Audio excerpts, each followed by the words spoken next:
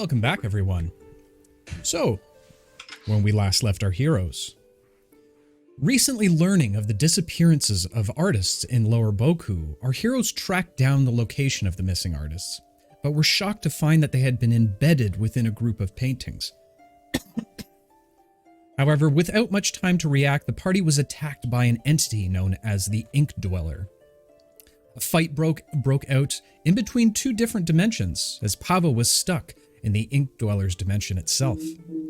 As the fight raged on, it was discovered that the creature was mostly vulnerable in its dimension alone, and so a few of our heroes attempted to provoke the fiend to attack them and send them to the fight alongside of Pavo. With the creature already weakened, it was Eli who was able to make it through and vanquish the foe proper.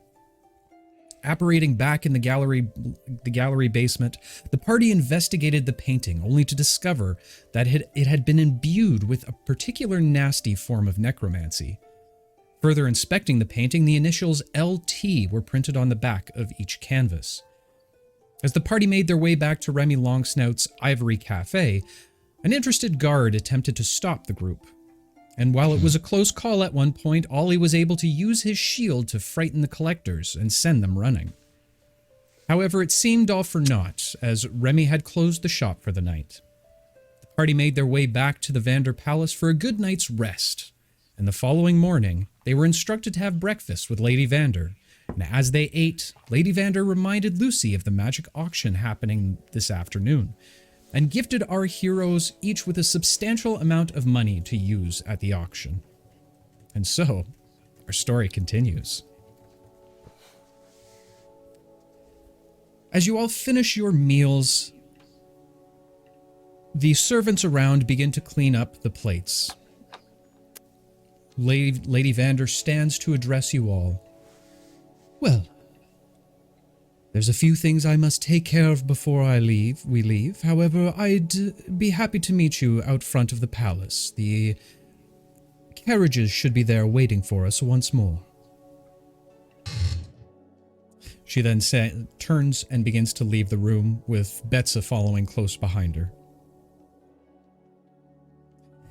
As you all kind of make your way up, enjoying the breakfast you just had, you make your way outside the front gates of the Vander Palace, only to find the two carriages once again waiting there for you. A few moments pass before you see Betsa once again leave the front doors, just to let you know that Lady Vander will be arriving shortly. Is there anything you would like to do before we head to the magic auction? Ominous. I don't know. All set? No, I'm good. I might toss on a little bit of a disguise. Oh, Using my disguise kit. okay. Okay, Trench coat and stilts. go ahead How and do And maybe change your name this time.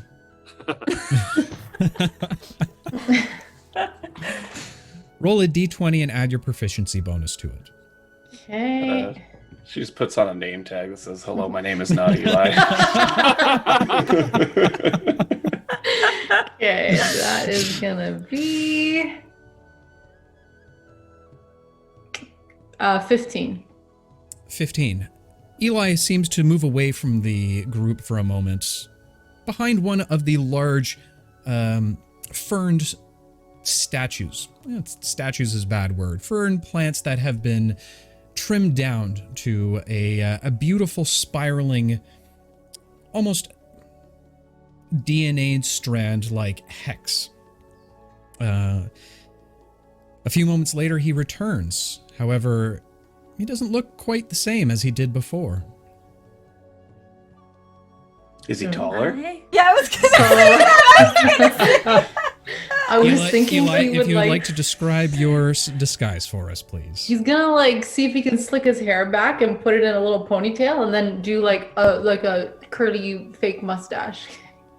Okay. Well, Oh, wow. the hair slicks back pretty well. The mustache doesn't turn out too well for you, as it now kind of more represents a prepubescent mustache with just a few stripes. Just took a little too long. That works. Close enough. Going for a different look there, Eli. Don't ask. Oh, right. Excuse me, sir. Are you a part of this procession? Are you being smart? Get in. Let's go. I'll get him. So how do these things work? I've never been to an auction. Well, you will present. Okay, actually, I should double check with the DM here. Is it like a typical auction? Because Lucy would know, I assume. Absolutely. And it is very similar Okay. to just your standard auction. Okay. Well, Pavo, they will present miraculous items, and people will then bid gold on them. After a short amount of time, they'll close, and whoever bid the highest will get the prize. Seems simple enough. Yeah. What happens if you bet more money than you have? Well, that's incredibly embarrassing. I don't know why you would do that. Just stay away from that situation if you would. Don't embarrass me, Alara. Oh, Whoa. okay. I'll try my best. So, as you continue to converse and explain to the party exactly what a magic auction is, the door once again opens as you see just a glimpse of Betsa as she stands off to the side. Lady Vander now entering into the carriage proper, wearing a very large bonnet and a beautiful green and golden sundress, almost as if she's going to a garden party. As the carriage takes off and begins to roll down the pathway, it's not a long travel at all, about 30 minutes. And as the carriage begins to slow, all of you look out the window to a very strange building that you seem to be stopping in front of. The building is shaped like a perfectly smooth egg that is almost made out of mirror from what it looks like. A pearlescent shine shimmers back. There's no walls or no windows and no doors. Just a strange golden tiara that almost seems to orbit the very top of the egg itself. As it finally comes to a stop, you wait a moment before the driver seems to come around to the other side, opening up the door for all of you and Lady Vander. Making your way out of the carriage, Lady Vander takes the lead and walks directly up to the side of one of the sides of the egg. She announces herself directly to the wall, which you find a little strange, but as she does, there seems to be some paneling that breaks off, almost making an archway, which would resemble that of a door. The panel that has now magically appeared in front of you begins to shimmer and wave, almost like that of water that a pebble has just dropped in. Lucy, you all of a sudden become very excited at the fact that you were once again getting a chance to enter into one of these magical auctions. And so you feel slightly inspired. Only slightly. Eli, you start getting a little bit antsy as well, knowing the treasures that lie behind this door, the possibilities that you and your friend Spike could do. You also, my friend, have been inspired. Me and Eli are pumped. We're stoked. And I've never heard anybody say they were stoked for an auction before, but hey, man, it's D&D. Entering into, or through this strange waving panel, you find yourself in a large, almost like conference front foyer, The walls seem to be completely transparent from this side, making it difficult to tell the difference between where the wall begins and where the outside ends. It is a little bit shaded, though, so there's enough for you to not walk into walls directly. A gathering of people seem to be congregating around a set of doors directly in front of you. Very well-dressed individuals, the variety of many. And set up directly on the floor, as if on display, you see a number of glass cases that all hold items of various types, weapons, armor, and some that you've never seen before. Suddenly, a voice is heard throughout the room. The auction will be beginning in approximately 5 minutes. Please make your way to your seats. Now, friends, let's not forget one of our main purposes for being here. Necromancer. Right. Why would Lucy he be taps here his Perhaps nose in more acknowledgement. clues. Eli, did you know this was going to be a formal affair? Man, everyone around here is all formal, like they got a pickle up their butt. Oh, I thought that's why you did your hair like that. Yeah, You I'm look trying to more, trying to blend in. professional. You did a good job, Eli. Thank you, Laura. The mustache, I don't know though. Yeah, I tried. I didn't Oh, have didn't see the any. mustache. I didn't have anything natural to work with. You know. It's okay. You'll get there. Thank you, Lucy. Well, Says well, do Lucy, me- who is as bald as like everywhere. Like, just never grown a mustache in his life. Well, So, perhaps dude, you'll can- find something else here to stash. Oh, Oh, I didn't get it. Oh, that was a good one. ow. Oh my god. It took so long. Audience was like, It needs oh, to we be get that, it now. It needs to be that late every time. Well, do me a favor and make a perception check for me. I will. Let me see. That is 23. 23. 23. Looking around the room and observing some of the individuals, you see one woman. Surprisingly, one of a species that you rarely see within Boku. That of a half-orc. She was very finely dressed, all in black. You can see from her earrings a few skulls dangle by the side. She also holds a cane that has another skull directly on the top, completely made of solid gold. Clearly, that's not the necromancy. So let's look at some other people.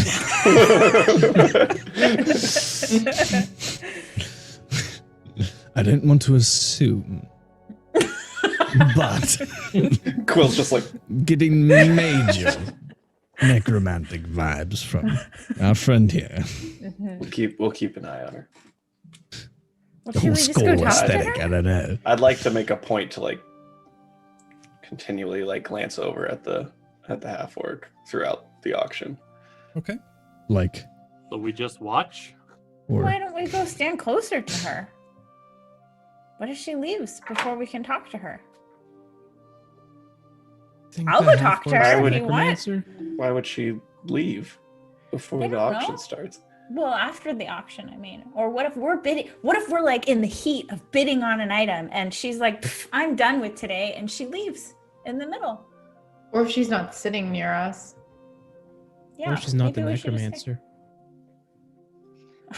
It's always She's who you not. least suspect. I mean, I Let's could just be ask sure to her. sit. Let's be sure just to sit next to her then. That might be a good call. Are we just gonna, like, what's the game plan here? We're just gonna go up to her eventually and start asking her questions about. Is it free seating I think we or is should it assigned seating? Taylor, if anything, after the auction. Okay. All right. Okay. We should tail her. Wait, why are we suspicious of her? Aren't we gonna ask Because her maybe for she help? did something. Yeah, that's what I'm confused. Do we think she did the stuff with the paintings, or are we asking her to help us undo the stuff with the paintings? Bit of both. Hence, Yeah. hence Okay. tailing her first, Okay. and then once she's Yeah, been we cleared, want to possibly make sure she's not might be helpful. Yeah, Okay. culprit. Okay. Suspicious first, friends after then. Cool. Good rule of thumb. Alara, taking steps. I know, I'm growing, right? We're all growing as people. All right. Oh. He's getting a list All right, out. as I know. I was like, he's fiddling with the papers. Oh no. as you are all escorted into the auction room proper, there seems to be a very typical setting.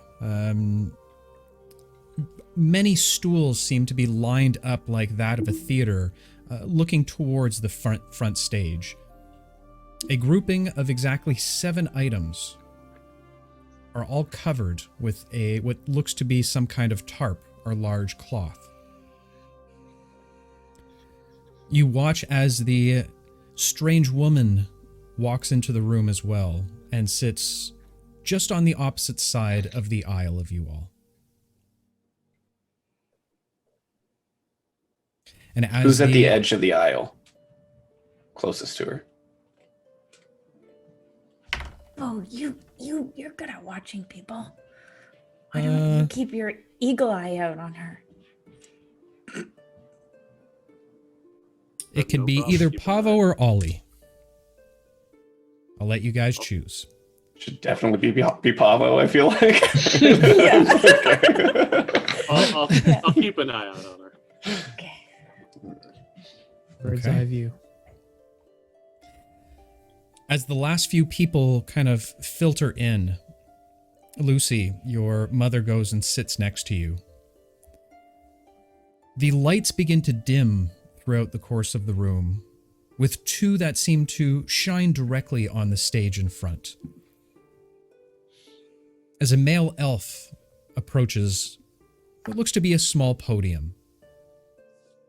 He has beautiful robes on, completely that of a golden fabric with silver lining etched in throughout the various pieces. A number of long gold necklaces hang from his neck as well as his bracelets. The crowd begins to hush slightly.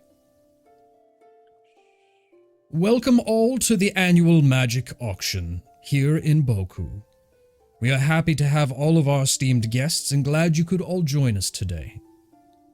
As typical, these are items that have been gifted to us throughout all of Bastia, from continent to continent, country to country. These 7 items we see here today are just some of the gifts that have been given towards us. So without further ado, let us start the auction. And what that means is it's mini game time. Oh yeah, Mini game baby. time. Let's go. Mini game time. All right. So the way that this boy. mini game works, okay, each of you will compete with an NPC to win an item. You'll know your item when it is called forward. This will be similar to combat. However, your only options of attack are certain skill checks.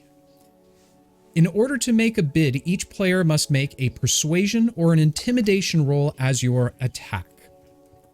Depending Damn on good. Damn good at that.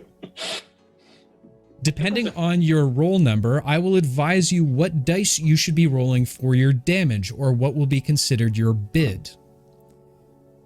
This will continue for 3 rounds for each item, and whoever gets the most points between you and the NPC is taking that wonderful prize home. So, Pressure. with that said, the elven man walks over to the first item. And as he pulls down the tarp, you see a beautiful set of armor. Uh-oh. For the warriors that crave close combat, gifted to us by a skilled blacksmith of Mornatar, a full set of dragon plate armor. You look at the armor, and the bones of the dragon that make up the plate give off a strange brass shine to them. Shade. Yes. As one would suspect. I thought it was for Alara. Yeah. Could have been Ollie. No, I'm getting my actual dice for this. I don't trust roll to one or D.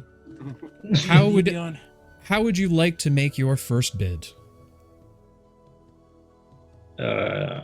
Intimidation, I guess.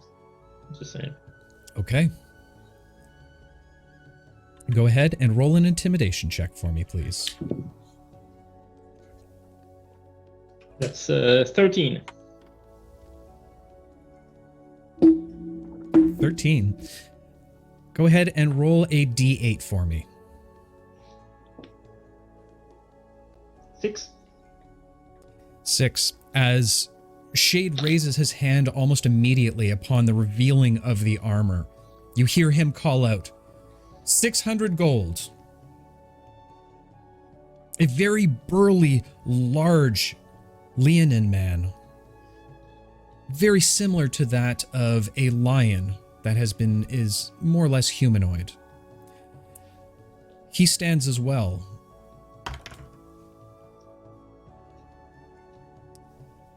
And while he calls out, it seems to be hushed amongst a few murmurs, unable to get a bid in the first round. Shade, intimidation or persuasion?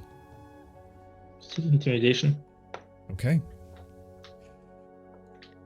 Hold up your sign aggressively.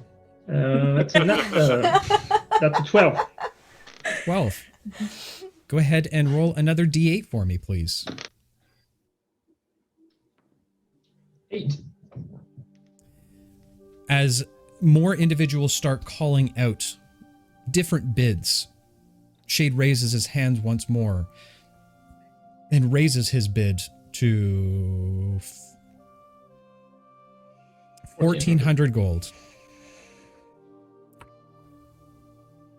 The Leonin now almost roars, trying to get it out. What's that? As he bids 1,600 gold pieces. Shade, go ahead and make one last intimidation roll for me, please. Come on. New dice. Sorry? 13. 13. Again, go ahead and roll one last d8 for me. It's a 4. Okay. As Shade now increases his overall bid to that of 1,800.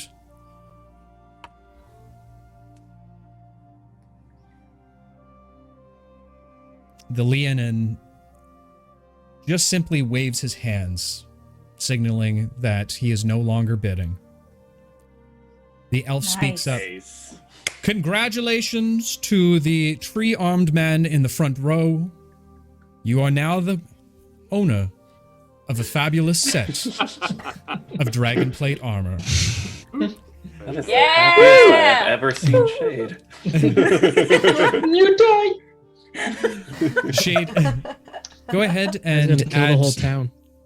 add dragon scale mail to your inventory. It is from a brass dragon. And go ahead and override the AC to 19 total. Oh. That's it. Wow. Ollie was just built like a brick fucking wall. Right. Okay. Oh, Rockstar, I think that's a phenomenal idea. I think I'm going to let chat do some bidding for me as well. Uh-oh. Hopefully So- for us. Your Yeah. bidding's must. No, they will not be. The elf then calls out once again, "For the aspiring sorcerer, a gift sent to us from the monstrous nation of Droam. The Bloodwell Vial." He holds up an empty crystal vial necklace that gives off a luminescent shine that hangs from a golden chain. Lucy, go ahead and roll either a persuasion or intimidation check, please. You know I'm persuading. Oh, not a great start. 10. Oh. 10. Go ahead Plus and 7. roll a d6 for me. While he's doing that, chat, go ahead and roll me a d20, please. Oh, not bad. 5. Lucy calls out, 500 gold. His mother looks to him with a little bit of a shocked look. She looked at me like that for. Yeah. You think I was just going to go 500 platinum right off the bat? I don't got that kind of money anymore. I barely have 500 gold. Jack can Surprisingly, hold for you all night. surprisingly, the strange orcish woman now raises her hand.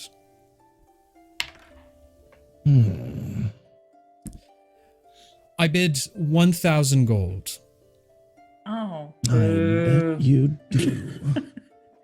Lucy, go ahead and make your I say to persuasion check myself. for me. Better persuade.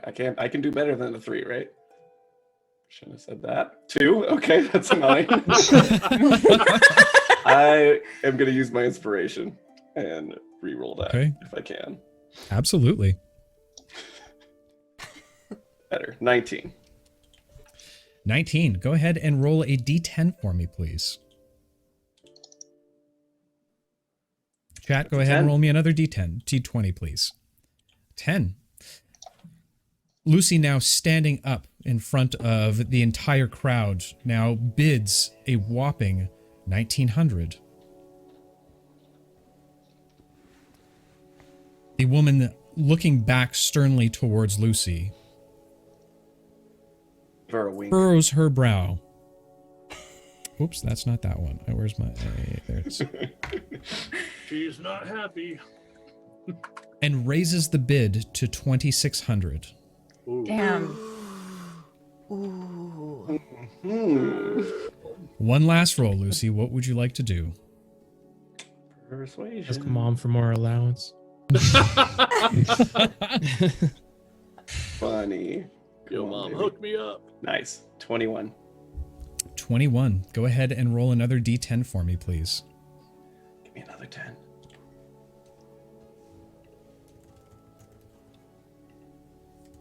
And one last d20 from chat, please. 1? It's a 1. No. Oh no. Okay. Lucy raises his hand and brings the total now up to $2,600, or 2,600 gold. Is that matching? 7, right? Oh, damn. The woman, similar to the lionin, waves her hands and gives up on the tally. You're lucky that wow. that someone rolled a 3, my friend. You're very lucky that Thank someone God. rolled a 3. Man, they're rolling garbage. Oh no, Infamous Bob just got 16. Congratulations. Lucy, go Gold ahead moldies for and rolling a add. 1. Go ahead and add a Bloodwell vial to your inventory. Okay. And it was, I'm taking out how much? 2,600? Yeah, 2,600 gold pieces. Okay.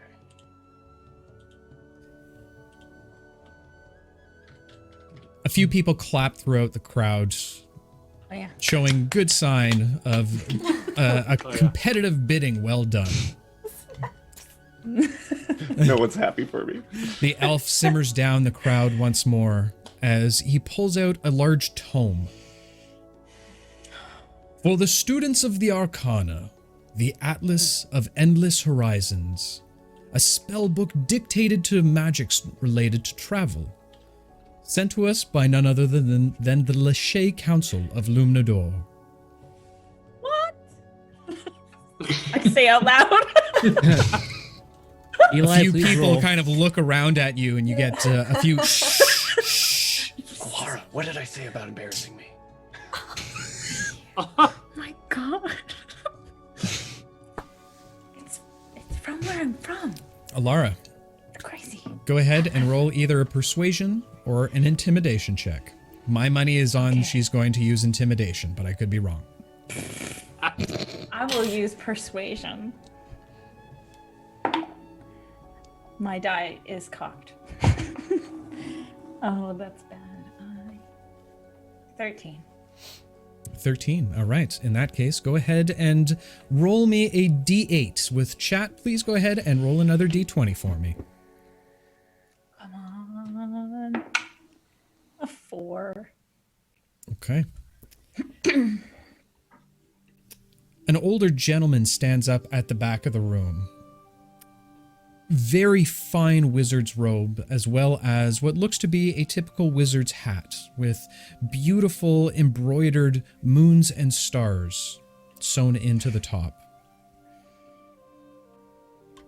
As Alara calls out a starting bid of 400. 400. He raises the bid to 900. God damn. Okay. No pressure.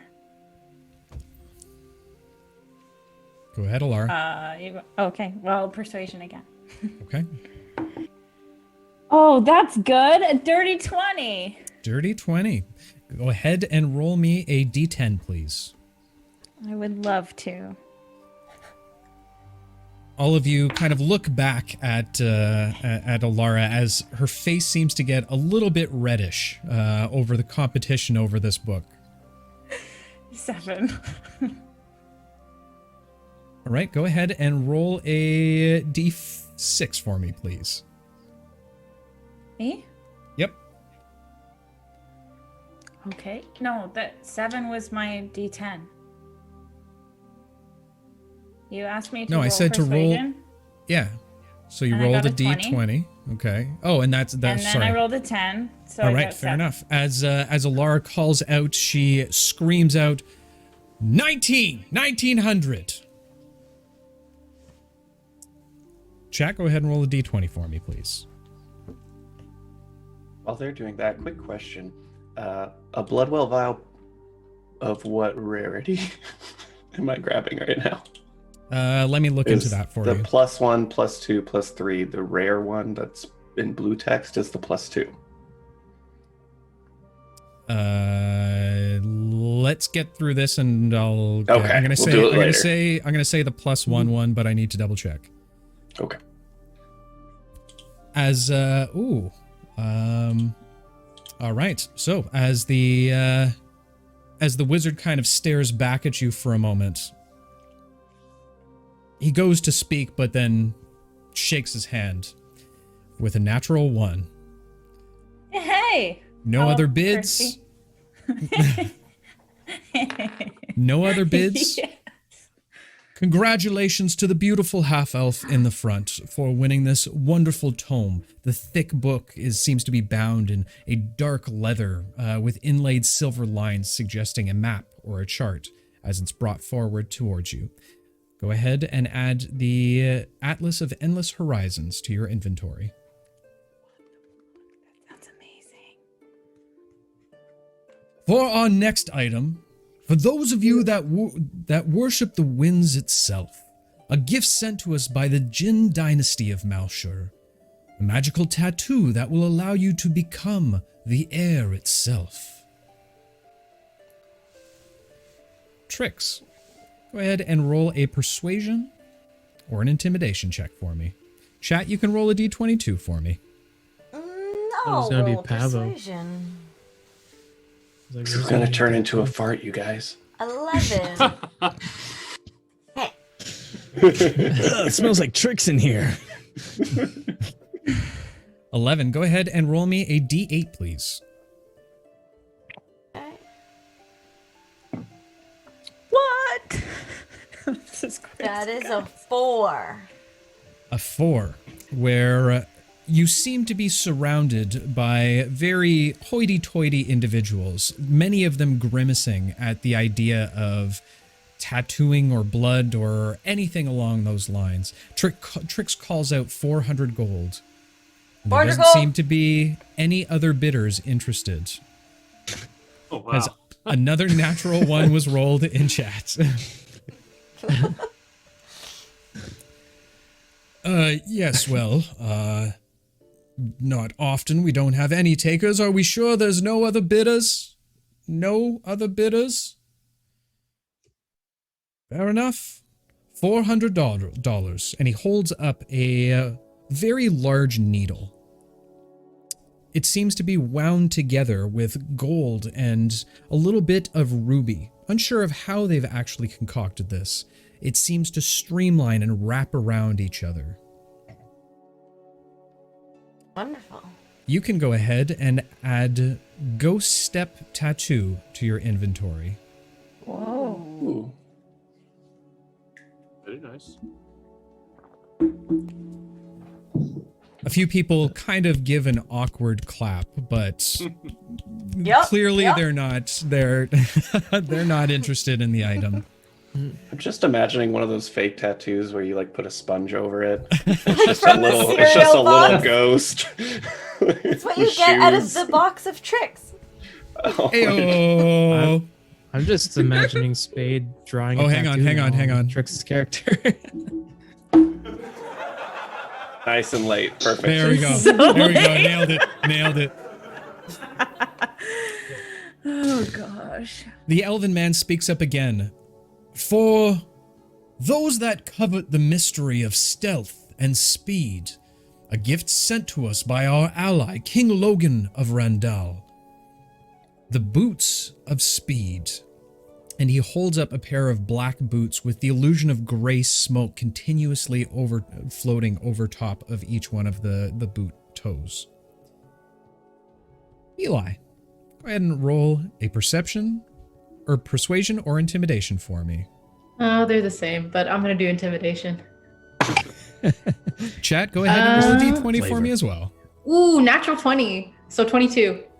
Okay, so for a natural 20, go ahead and roll me 2d10. Okay, I'm going to have to use. Okay.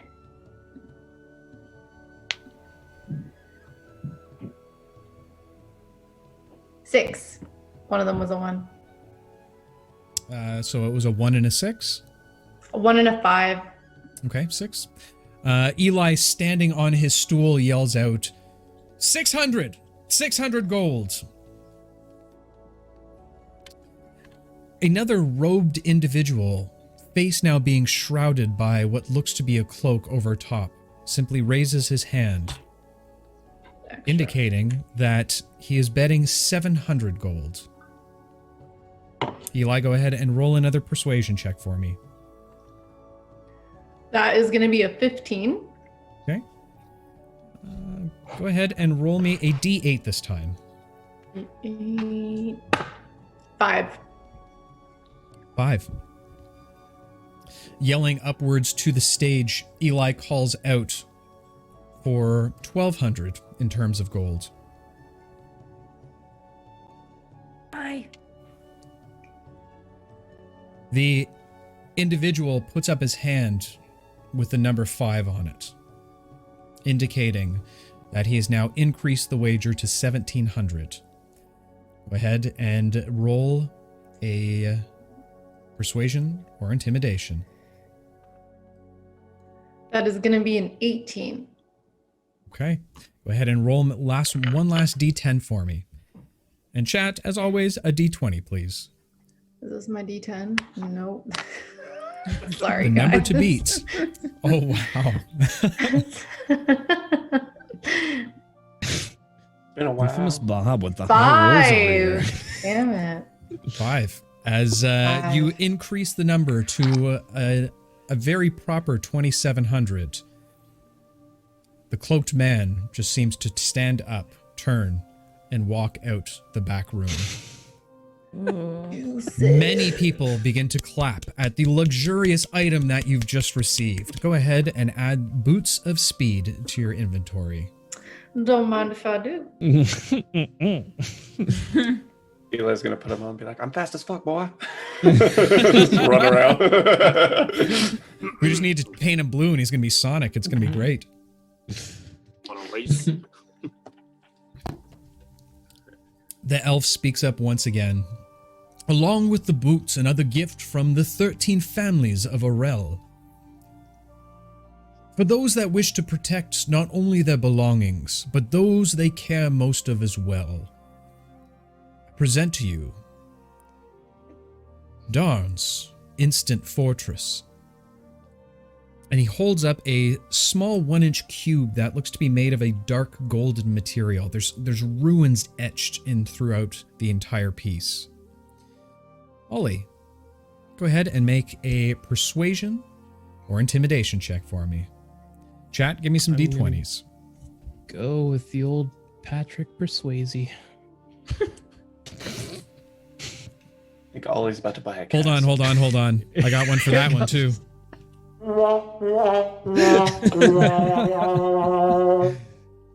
I only rolled a 10. 10. Go ahead and roll me a D6, please.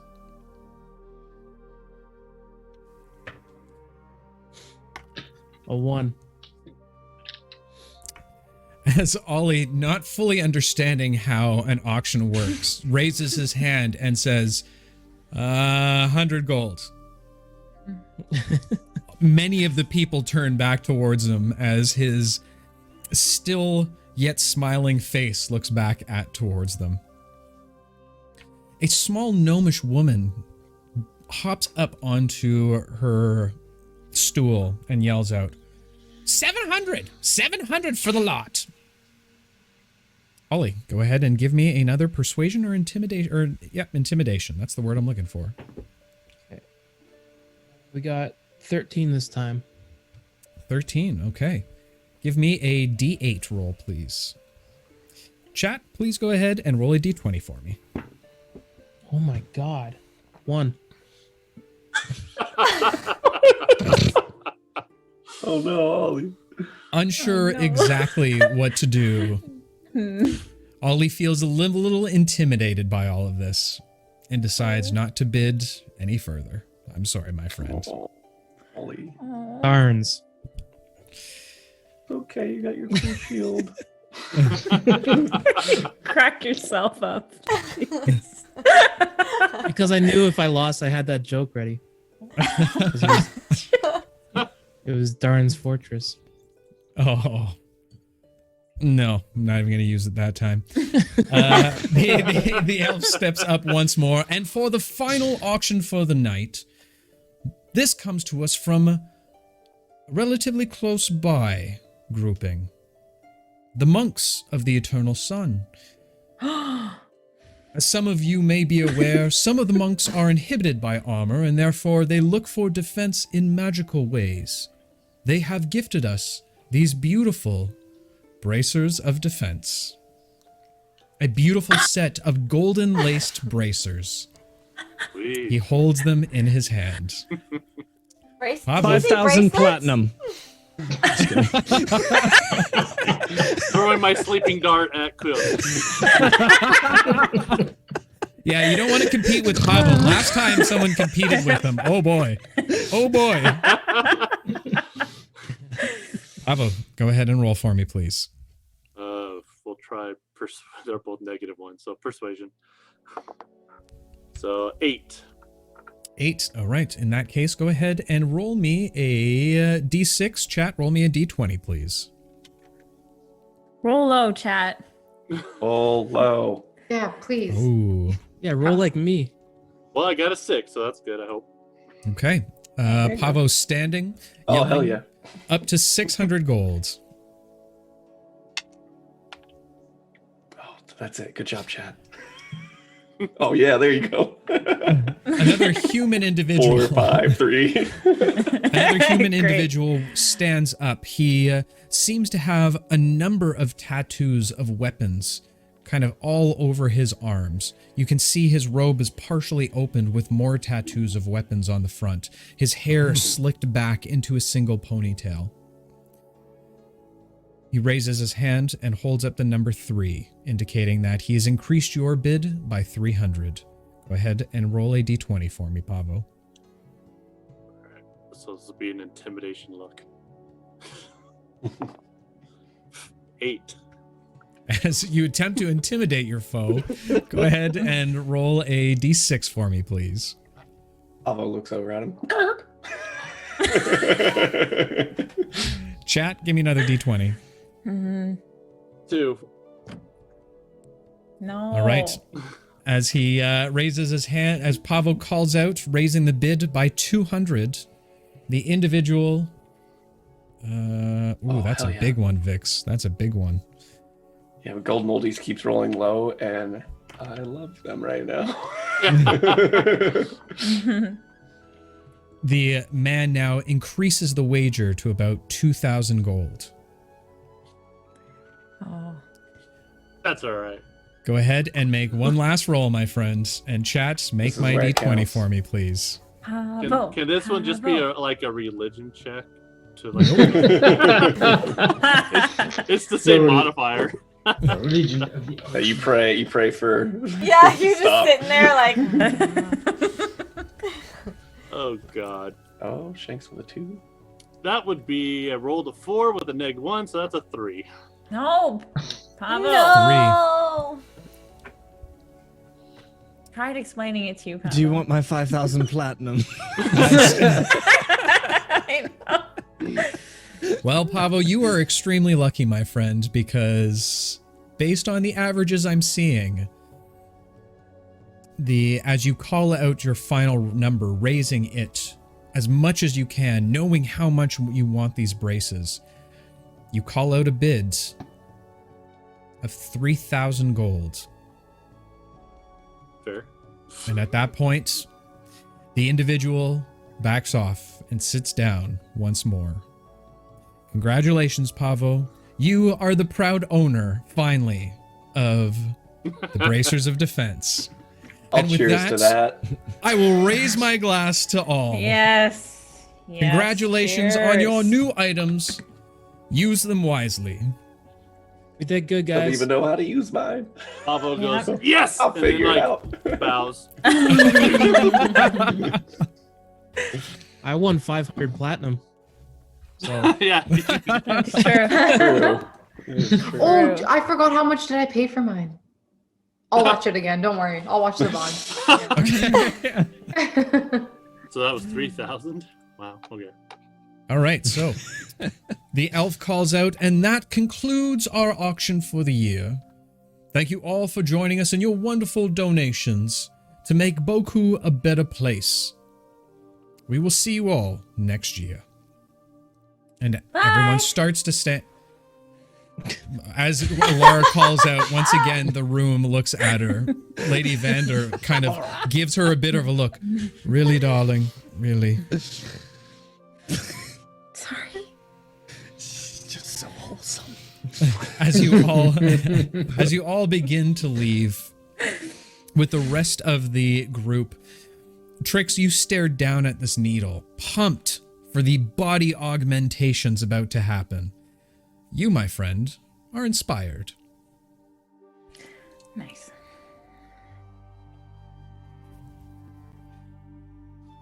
Making your way out into the front foyer, a few individuals kind of stand around looking at, discussing the events, looking at some of the items that are behind these glass cases.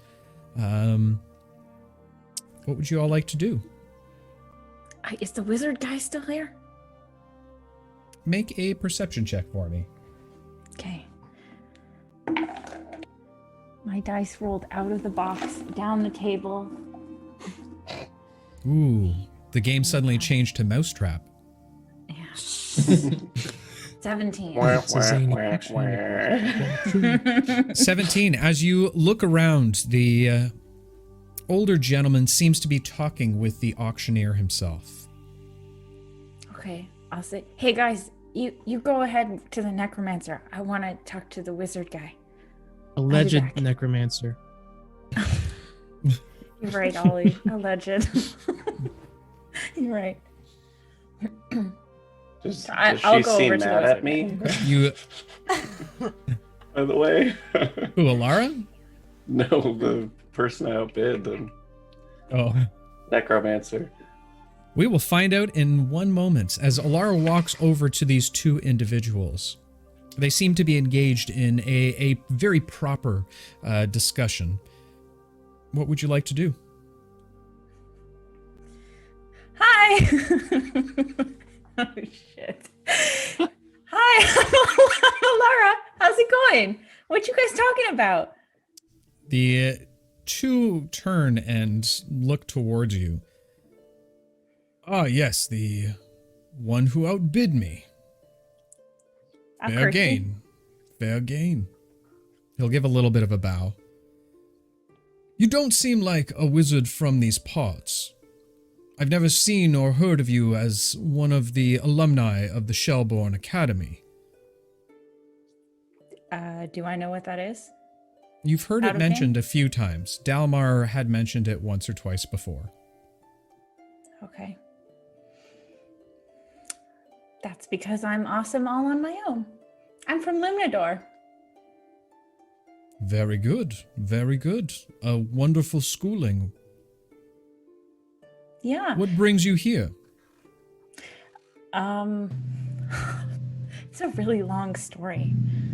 Really long. I don't think you have time for it. What's your name? You didn't tell me what your name was. That's because we just met, my dear. My name is Gustavo. Gustavo. Wow. Where are you from? Here? Right here on Qatar. I'm one of the Oh. professors at Shellborn. Are you taking students? Not at the current time, if you're not properly enrolled inside the academy and paid the proper fees. We don't do any private tutoring outside of the establishment. Oh, it's too bad. You're probably missing out on a lot of really good opportunities. Yes, I'm sure. Was there something in particular you would like, my dear? Not really. I just want to meet the person that I outbid to see why you were also interested in the book. Well, you see, as yourself, I am a master of arcane arts, studied it my entire life, and it's always good to have additional tomes at your side. Use that book True. wisely. There are many secrets in there that very few people have and would love to get their hands on. Are you familiar with this book? Not really. I just sort of skimmed through it out of excitement. I haven't had time to sit down and really read it yet. Well, I'm sure you will find very useful spells in there for you. All of them center around some form of transportation. Teleportation circles, dimensional doors that lead you to another place and time. That Best of sounds luck so with it. exciting. Thanks. Do They you think are- I can? Go Exciting, ahead. but I must warn you, these are not low spells. These are very dangerous spells, and if used improperly, you could hurt yourself or your companions. Do you understand, Alara? I do. You would make a good student. I definitely do. Do you think I can call you sometimes if I have any questions? Call my name? I don't generally stay in these parts, but if you yell loud enough, I might be able to hear you. Okay, that's good enough for me. We'll talk later then. It was really Very nice well. meeting you. You as well, Alara. And they turn back and continue their conversation. For the rest I'll of go this, back with the group. We need to stop letting Alara fly solo in conversations. She did so good. Yeah. Hey, now I can call that guy anytime. It's great. I'm gonna annoy the shit out of him. I just have a He just question. teleports him now. Hey! In the lays middle of the in the night, he's fast asleep, and just Alara pops up beside him. Hey, what you doing? What you doing? You pooping? What's wrong with you people? My God. All right, while Alara is continued to chatting with this strange individual, what would the rest of you like to do? Guys, this was fun. Well, they asked me to keep an eye on that half-orc lady, so I'm continuing to do that, while also at the same time admiring my new bracers. All right, in that case, make a perception check at disadvantage. Hey, we appreciate the honesty, though. Excuse me. 14 and a 5, so 5 plus 9, we're looking at 14. 14. Looking around the room, you just catch sight as looking up from your bracers, you watch her walk out the door. So I point over, get Q's attention and say, your lady thing just walked out the door. Hey, You better care to join me. I'll tail. Yeah, we're, I'm gonna say, fun as always, Mom, but we have to run, sorry. Get up and start. I'm gonna suggest to the group that we don't tail as a full group. Maybe we like split off in pairs and go separately rather than all of us together just following her. I don't think I'm there right now, so I'm not. There. Oh, Yeah, Lara's not with Someone you get right Alara. I didn't think of it. I'll stay back and wait for her. And then Okay. we'll go with the exit. I can always do aerial, so that way they. Is that funny? Late. God. So as you all gather Alara and begin to make your way out the exit, Lucy seems to be leading the charge at this point. And as he walks through, as you all walk through the waving lines of the portal once again that leads to the outside, you are immediately met with Betsa.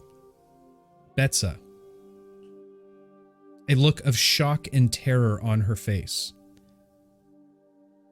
Lucy, where's your mother? He's inside. Is everything okay, Betsa? No, I'm afraid not. You might want to stay here for a moment. And she walks into the auction house, quickly holding your mother's arm as she pulls her out of the doorway. What is the meaning of this, Betsa? You know not to physically handle me this way. I'm sorry, Mom. We've just got word. It's the senator.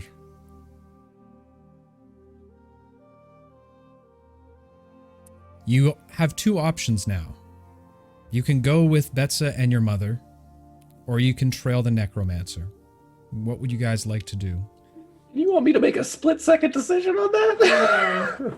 Well, you can make it as a group. No. Well, we're still in man, the I egg, kind of aren't we? wanted to split the party. Can we split? Can we split the party or no? Nope. Not this Okay. time. But we guys. are. So, Lucy, this is you. Yeah. This is up to you. this Oh, is no, your make call. it- This is your dad. Your choice.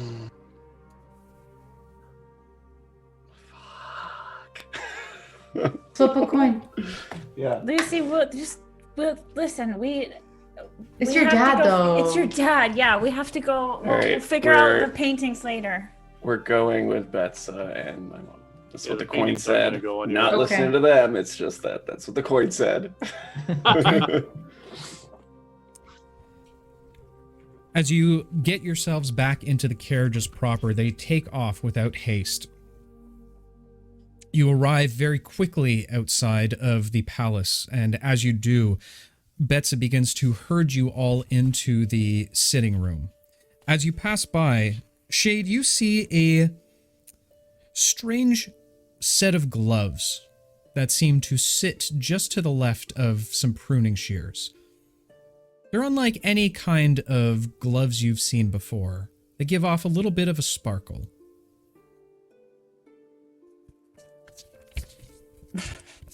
Okay. Weird gloves. Would you like to take them? Where are we? Are we inside Lucy's house? You're walking inside the door, and just as you pass by, you happen to see these gloves sitting at the side. Okay, I'll pick them up. Okay. Steal from the gardener's shade. I know. I usually don't do this, but they're so shiny.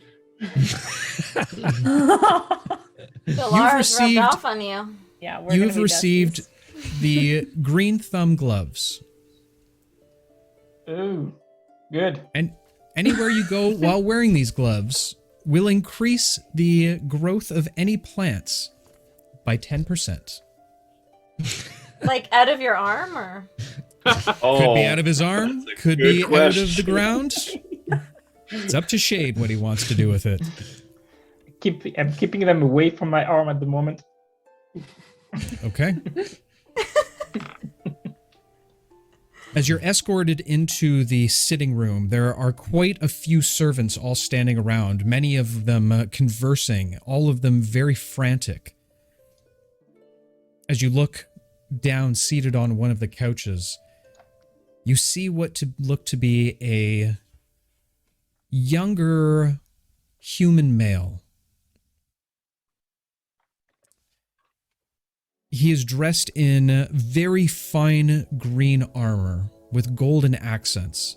Lucy, you would recognize this as one of the first guards, the guardians specifically to any of the Senate members.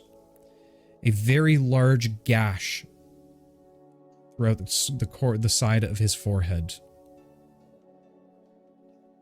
As he holds Like a a cloth fresh up one? to it, very Yeah, okay, fresh. Yeah. As he holds a cloth up to it, blood just seems to pile and accumulate on the cloth itself. I'd like to go and try to mend him. As Betsa walks Lady Vander up, "This is the young man I was telling you about, lady. He's got word for you." As Ollie walks up beside the young man, what would you like to say to him, Ollie?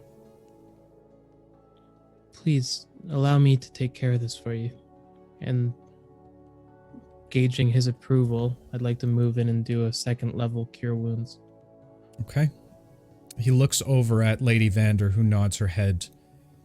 He looks back and nods to you. As you hold out your hand, the golden glow begins to emanate from your fingertips, touching the side of the man's forehead.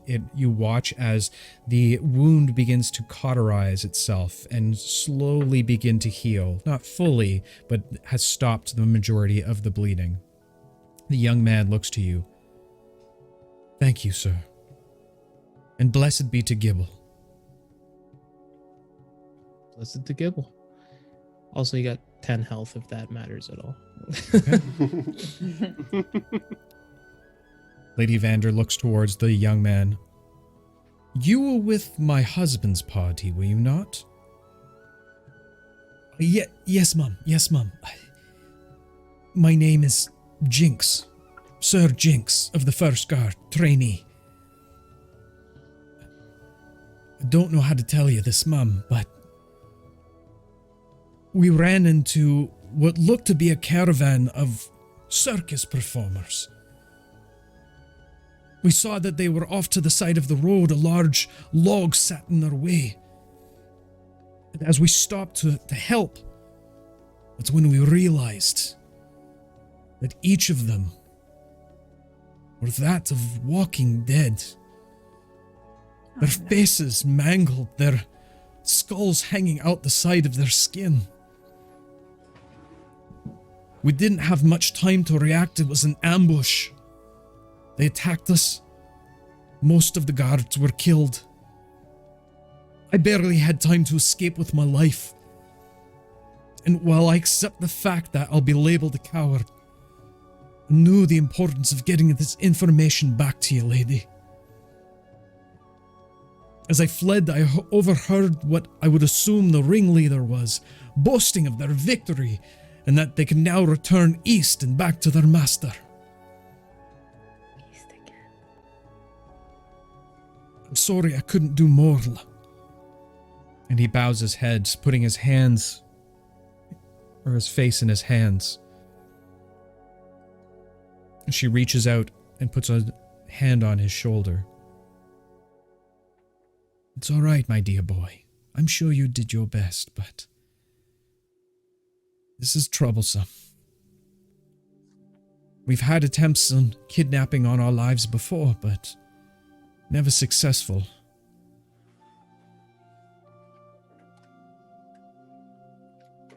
She gets a little choked up as she turns back looking at Lucy. Lucy, I don't know what to do. Lucy is gonna... He's been kind of like off to the side this whole time, just mainly like auditing the situation. He'll walk up and he'll give his mom a hug. And just like whisper in her ear that it'll be okay. And then he'll walk up to Jinx and say,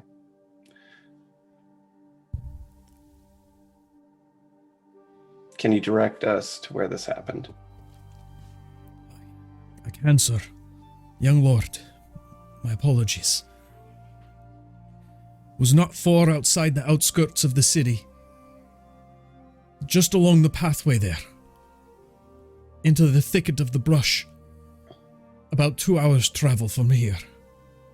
Continue to head east. You should make it there in no time. All right. He'll look to the rest of the group. Just gauge what they're all thinking. Of course we're gonna go, Lucy.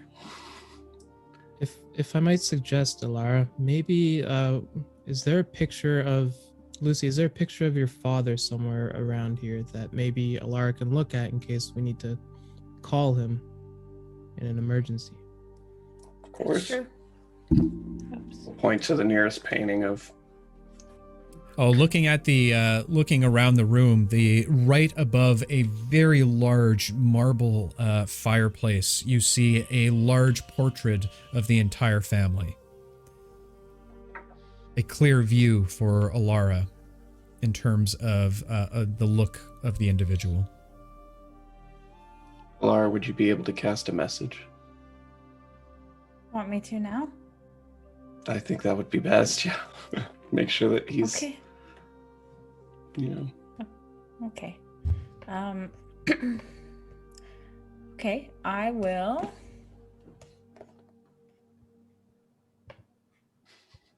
I will cast sending.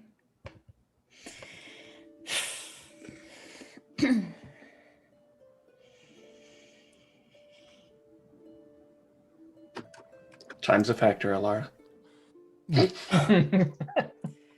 Well, hopefully he's not busy.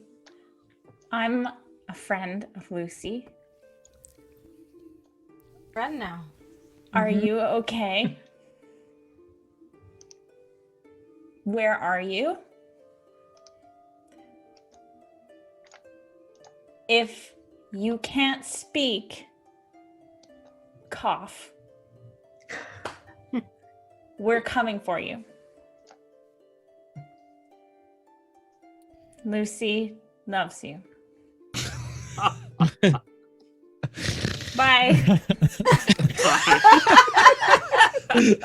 Bye. Now he knows it's a face.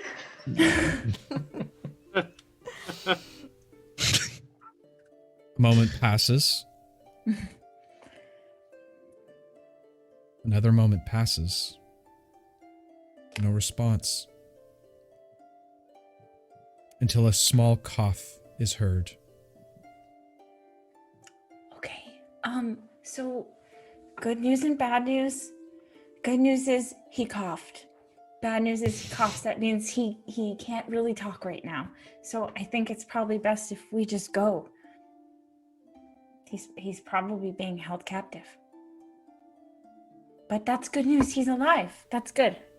Lucy's gonna put his hand on his mom's cheek and say, "Wish me luck," and just start going. He's already out the door.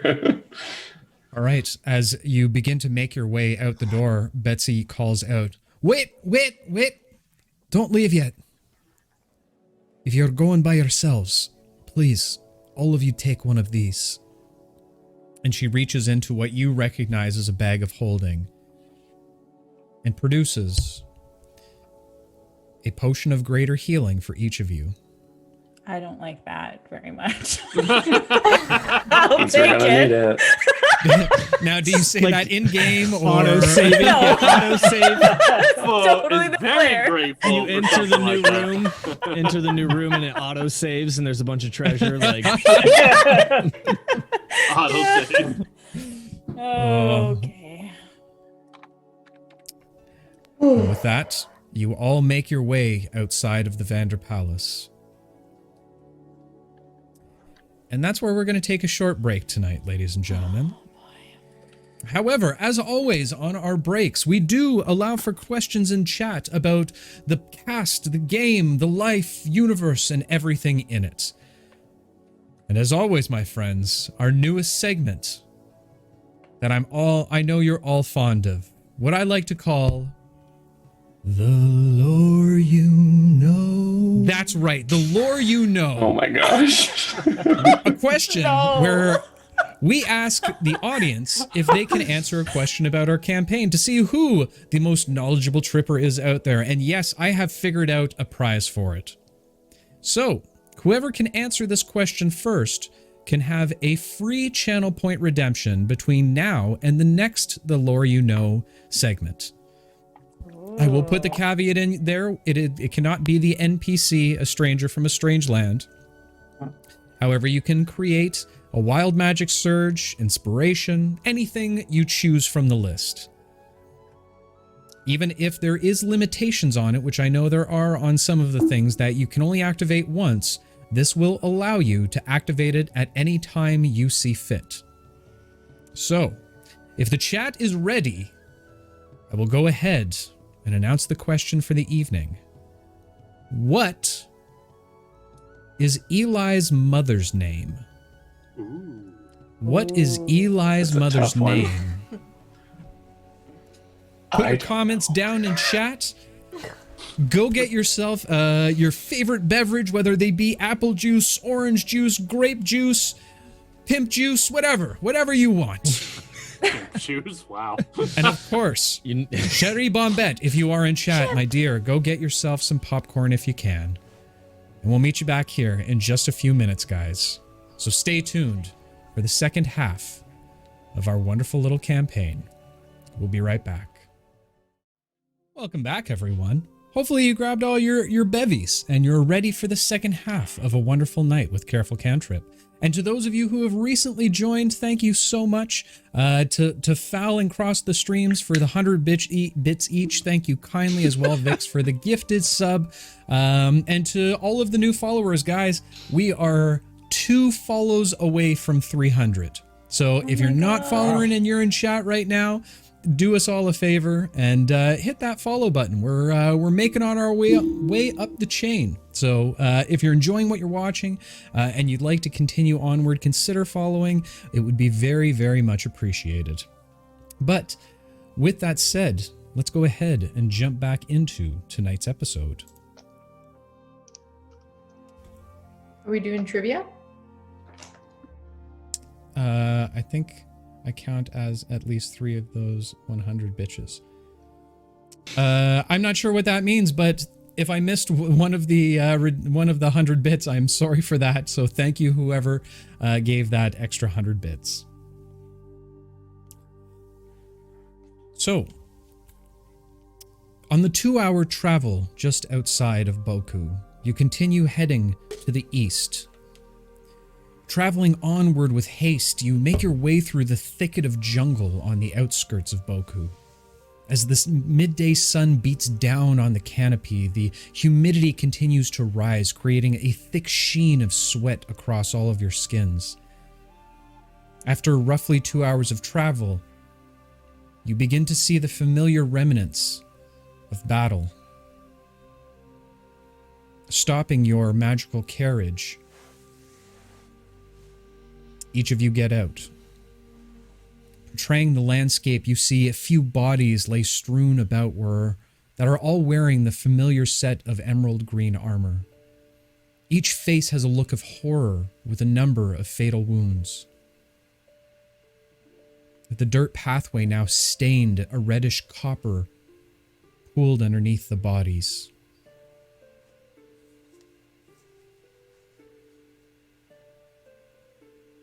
What would you all like to do? Firstly, do we want to congratulate the trivia person?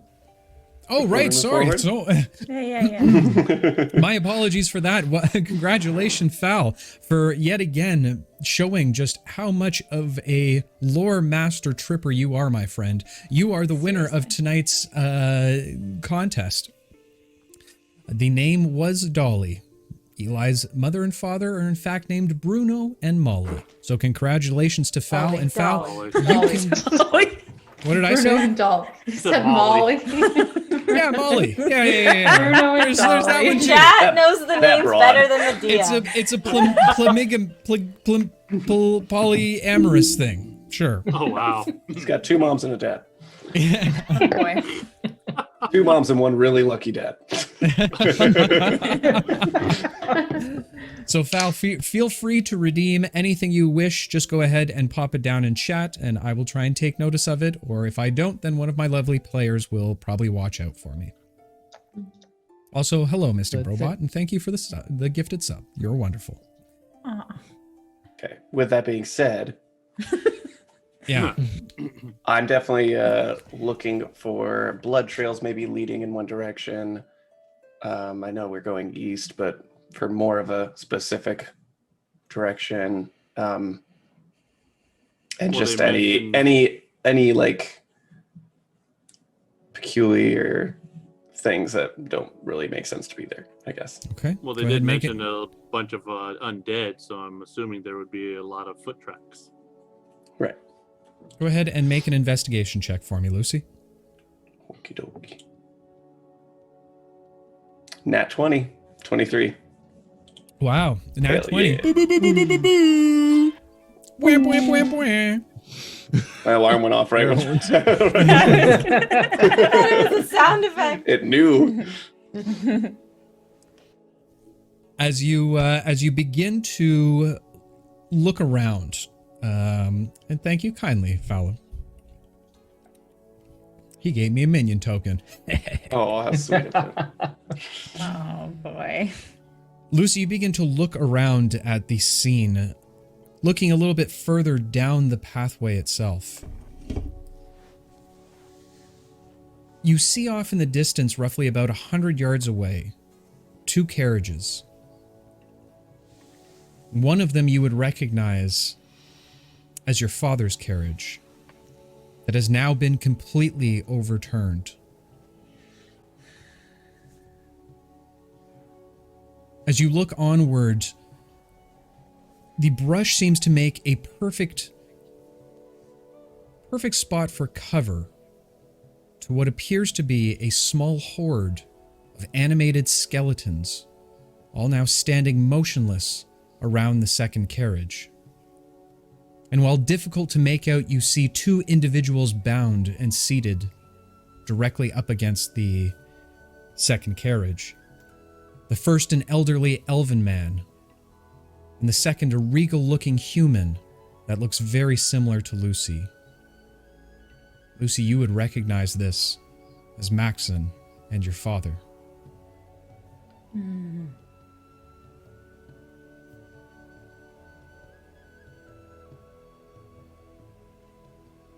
See. Okay. So wait, they're just. I'm confused. The skeletons seem to be just kind of swaying back and forth, almost like sentries standing post. You hear a few gnarls as they continue to kind of sway back and forth.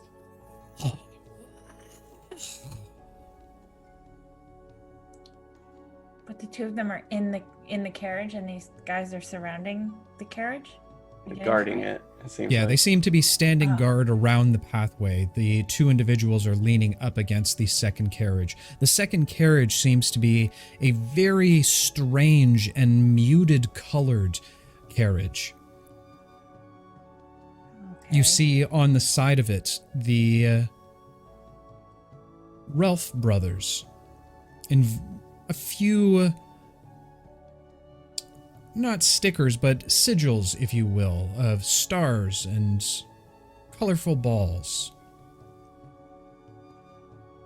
Okay. As you all kind of are made aware of this, Eli, you begin to feel a very sharp and sporadic tug on your arm.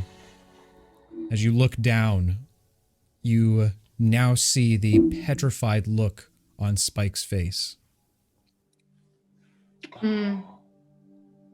They were Spike's captors. Spike, why don't you hang back somewhere safe for this? Then I'll come get you when I've taken care of them. For the first time ever, he seems to disobey as he just clenches even tighter onto your arm. He looks up to you with large, black circled eyes. Okay, you can stay. But you don't let them take you. If we go down, you run. You understand? Okay. I'm gonna give him one of my daggers. Not the chisels, but like a dagger. See what he'll do. See what he does with it, just in case. Eats it. He takes the dagger from you and gives one last squeeze before walking back to your carriage. So we can see both Maxon and the Lucy's dad. At this point, you can definitely see. You are luckily blocked by the cover of the jungle, so they don't seem to have your attention yet. Okay. Alara, Mm. I have a sort of crazy plan. I don't know if this will work at all. Okay, I'm all ears. I need you to send a message Okay, to my dad again, okay, if you can. yep. I'm gonna be at disadvantage in battle, but I will do it. It's fine. I'll make it work. It's okay. Tell him that we're here Okay. to trust us Okay. and to get on Maxon's shoulders. Okay. Anything else? They're all the things that you need to tell him right now. Okay. One more time. Is he saying this out loud? Yes. Can we know what the plan is? Yeah. I feel like I need to be filled in. Also, shouldn't we find out if there's anybody inside the carriage that he's leaning up against? Also, I will say that you do see that they're bound at this point. So they probably that wouldn't have matters. free movement. Okay. How bound? Like just their hands or? Hands Enough and to keep feet. you there. Okay, never mind. This isn't going to work. Okay. I mean, it might, but it probably won't. Mm-hmm. My plan was to have my dad get onto Maxon's shoulders, turn Maxon into a mammoth, which I've recently learned how to do. Don't ask too many questions. That way they could trample their way outside the circle. Hmm. I might break his bindings. The mammoth. Your I would think so. I don't know how well this would work. Thoughts? But yeah, I don't know how he'd get on Maxon's shoulders before.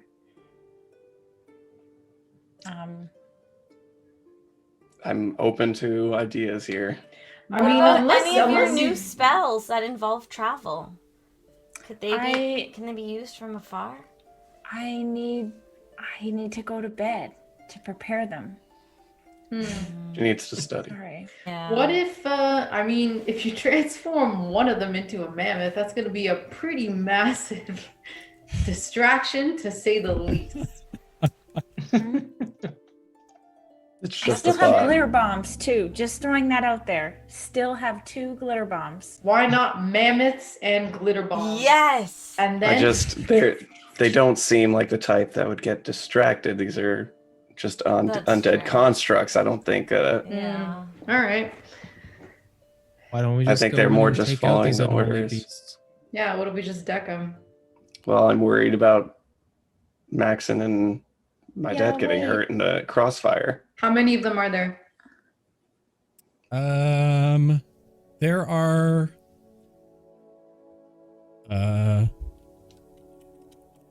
there are now 9. Now 9, as in they keep walking up, or Yeah. Oh, because the minion tokens. Oh yeah. Oh, right. Oh, gosh. Okay. I'm not worried about Lucy- what we can see. I'm worried about what we can't see. Yeah. Yeah. Isn't Maxon supposed to be like super strong or magical or He knows something? spells, but he's not. And your He's father? not a fighter. He doesn't, go out and do these types of things. It's more I imagine scholarly than that. he would try to help, though, if I'm one just- of us frees them. No, I'm saying like there's 9 undead things, and this took out an entire party, and Lucy's mentor and the senator are tied up. Doesn't it seem like there's people missing from this equation? Like all dead people on the floor here? No, Yeah. Like, Are you talking about like- these? what about the circus people? Where are they? The circus people were the undead. Uh-huh. Yeah, but there must be a leader. Okay. There must be a necromancer to raise them. Okay, I have a different idea. Okay. Wait, no, that wouldn't work. What did As Shay, you- Shay, what did as you you- say? We are good strategists. As you guys are all sitting and contemplating, suddenly, strangely, a large ball begins to bounce into view from the other side of the obscured cart. It bounds towards the 2 seated men, when suddenly the ball begins to change as if it was a crumpled up piece of paper now being unfolded. It begins to unfold itself into that of what looks to be humanoid. The ghastly figure looks akin to that of a court jester with strange tendril-like horns that push away from its skull. The face looks like an amalgamation of a ram and a human skull. As the figure continues to unfold, you now see the heavy plated, blood-stained armor that it adorns. Yep. A decrepit and tattered cape seems to flow down its back. It turns towards the 2 men. Senator Vander speaks up at this point in time. You'll never get away with this, you fiend. I don't care who your allegiance is with. No one kidnaps a Bokuian senator and lives to tell the tale. The fiendish ringmaster looms over Senator Vander for a moment, inspecting him closely, before leaning its head back and bursts with an insane laughter. You believe we've come for you, worthless human? It is your hubris that will be your downfall. He points to Maxon. It is the elf that we've come for. Senator Vander gives a look of disdain towards Maxon. The ringleader now turns to the horde. Awaken my servants! It is time to move.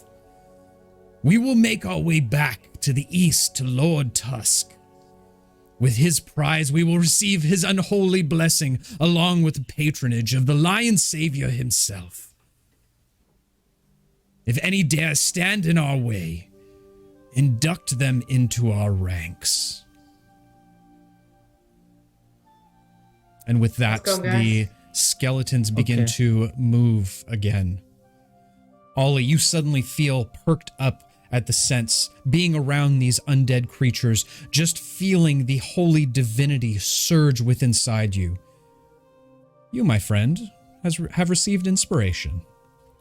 Cool. And with that inspiration, I'll be like, why don't you try this then? And then I'll run and just start attacking. Okay, I'll duck into the tree line. Holy shit, we're going. All I'm just going in. as I'm not letting you take them. Ollie runs in with his hammer ready to flared up and ready to go. He smashes down on one of the creatures. Go ahead and make an attack with advantage, my friend. All right. Oh man, I'm just thinking about my surprise attack and what it could have been. All right, so So that's much damage. Someone had an idea 30, that 20 to actually hit. would work.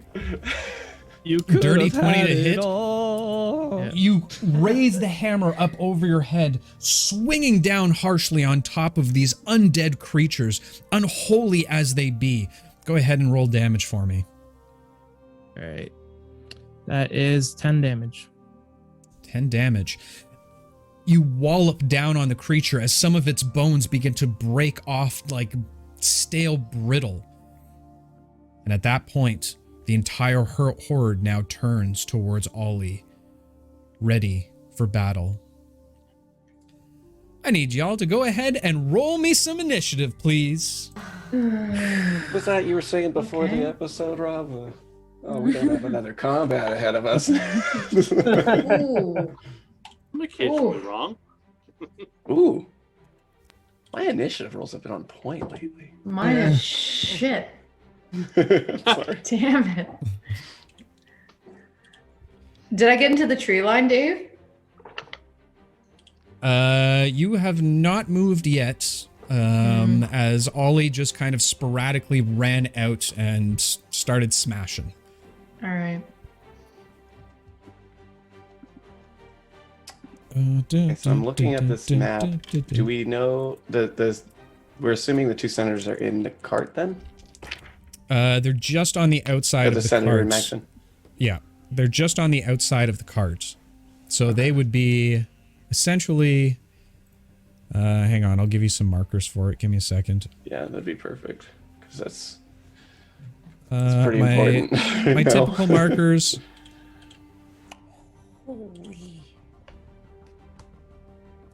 we'll go ahead and use my good old grungs. And let's just go ahead and quickly do this.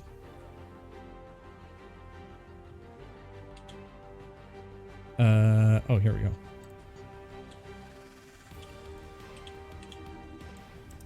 The two red objects would be considered Maxon and Senator Vander. Okay. Would I be right up in one of the business of one of the skeletons? Yep. Oh, damn it. Yeah, Like right. getting in the way. Right. Okay. Changing tactics. Oh, right. I need to roll 2 initiatives. Okay. So that one was... that one was... that's a Is there anywhere you want me to and type mine or something? Oops. Whoops. Shit. Hang on 1 second. I hit wrong buttons. When that happens. All right, Alara. 20. 20. Wow. Avo. 23. Trix. 15. Ollie. 10. Eli. 7. Oh. Lucy. Because you're in the bushes. 30-20. Jade. 19. Quill. 15. Taking a cue from Ollie, Pavo, you're the first to react, looking out at these strange creatures. You leap into action. What would you like to do, my friend? I am going to take to the air. 5, 10, 15, 20, 25, 30 and move up.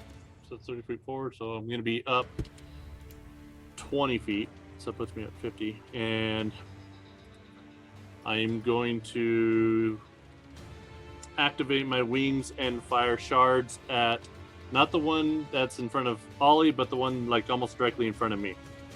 Okay, so as you all watch as Pavo spreads his wings out, leaping up into the skies, almost hovering for a moment before he bombs down towards, still staying a little bit up into the air. Spreading your wings, you flash forward. The two of the shards, or one of the shards, gets released from the wings itself. Go ahead and roll an attack damage for me. Or sorry, attack for me, not attack damage.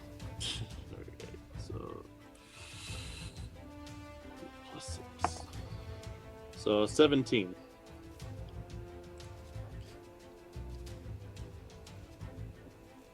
The first shard gets hurled towards the creature. It hits him directly in the sternum, causing some of the bones to crack. Go ahead and roll damage for me. 12.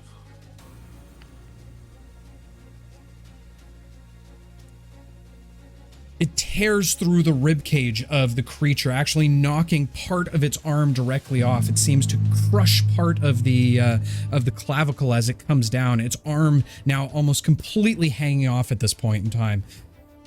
It is looking very damaged at this point. What would you like to do as your bonus action? Take another shot at him with the wings. Okay, so as you kind of stop mid-air, you toss another one towards it. Archangel style. Go ahead and roll a ranged attack for me.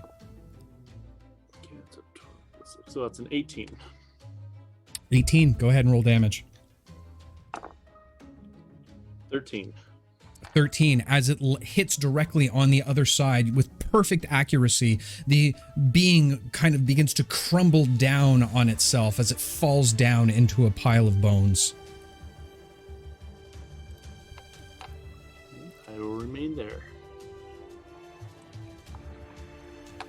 Lucy taking immediately cue behind Pavo. As soon as he takes off from the ground, you're already in motion. What would you like to do, my friend?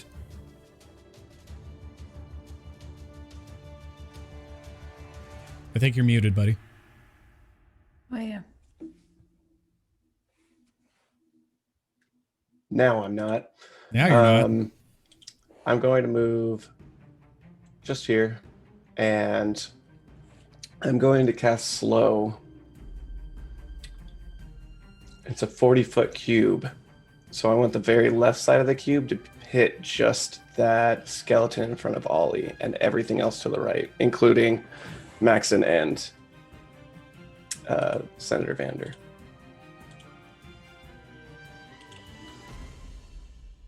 And that's a... what kind of save?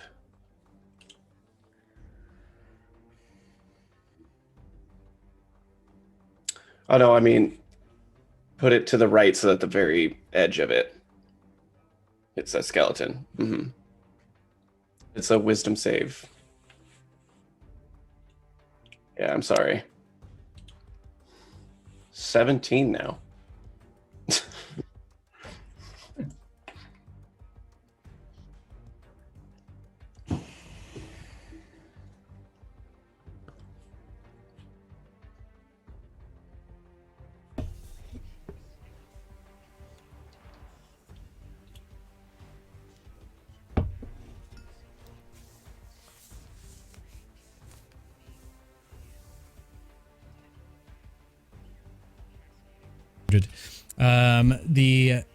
For the most part, most of the creatures seem to begin to slow their movement entirely.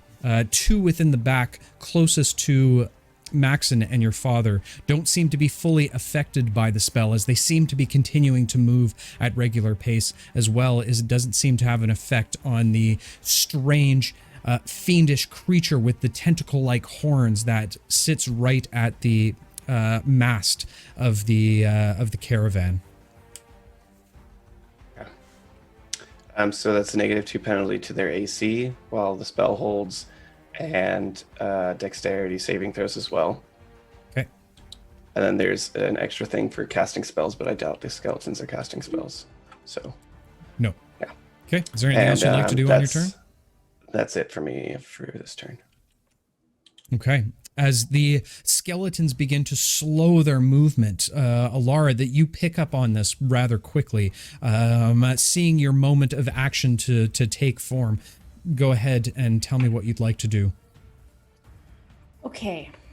I am going to walk 1, 2, 3. I think if I go here, I need some help. I think I can, so I have a 30-foot cone, and I think I can get all of these enemies in and not the last 3 guys. So Lucy's dad, Maxon, and the clown guy in the back. What's the range on the cone? It's a 30-foot cone. You would hit, so based on that, you would hit both Maxon and Senator Vander from where you're at right now.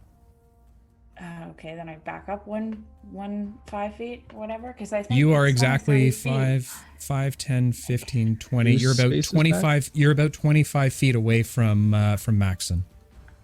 Okay, so then if I go here, Yeah, I'm gonna assume you stop there and not to evoke an opportunity attack. well, okay. Yeah, she's just that's trying what to I'm saying. position. I need help because I she's can't figuring out the visualize with positioning. the. Yeah, you're right. Yeah, I'm. That's what I'm saying because I don't have like that cool cone thing that you can put on, and I can't figure it out how far wide a 30-foot cone goes. Okay, hang on. So If she went right, like if she went 1 or 2 steps to the right, and then just tried to get all of them right in front of her. Yeah, so where you're standing right now is 30 feet. I don't know who did that or how you did that, but that was amazing. Oh, Yeah, okay. There's a ruler Can I- tool that you can use, and you just click Okay. a square and then drag it. Wait, do that again, enough. Ollie? Do it again.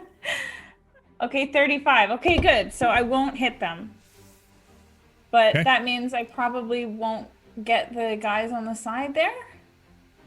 First 2. It's a 30-foot cone. So whatever. The guys in the cone need to do con saves, all of them. You just won't get that. Oh no, you'll get that guy too, apparently. That doesn't make sense. Does How that could she hit mean- that guy and not the senator? I have Wait. no idea. This is a weird ruler. I know it does. It will hit I'm the. so sorry, guys. It will It'll hit hit the one senator. on the left. It'll hit the senator. I don't want to hit the senator. Which one's the Yeah, senator? It's You one of these guys? Yeah. yeah. We Red. need It'll hit everybody. him? Oh, okay, fine. Then I back up 1 more. But do we care about Lucy's dad? Yes, we care. There. Okay, everybody should be good now. Except for this And guy, you won't hit him. Ollie might get hit, but that's fine. He can make a con save. I know he can Some pass of you it. All right, may fine. die. So all of them and Ollie. I'm sorry, Ollie. I yell. Sorry, Okay, Ollie. what's the save? What's the save? No worries. 14. Okay. You got this, Ollie. I got 20, 30, 20.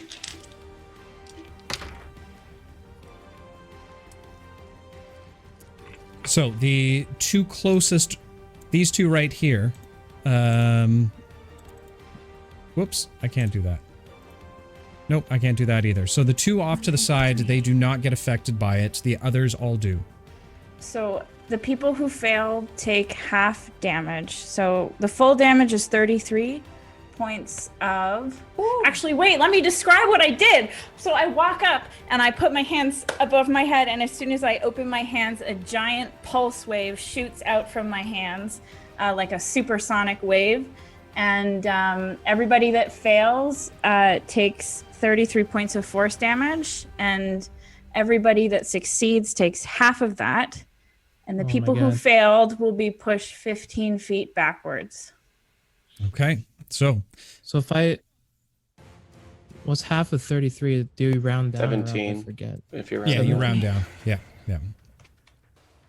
Okay. As Rounding this down would be 16. shockwave seems to 16. emanate directly outside of Alara, you all watch as bursts of bones begin to fly up into the air as she virtually clears the entire landscape of these strange Yes. undead creatures.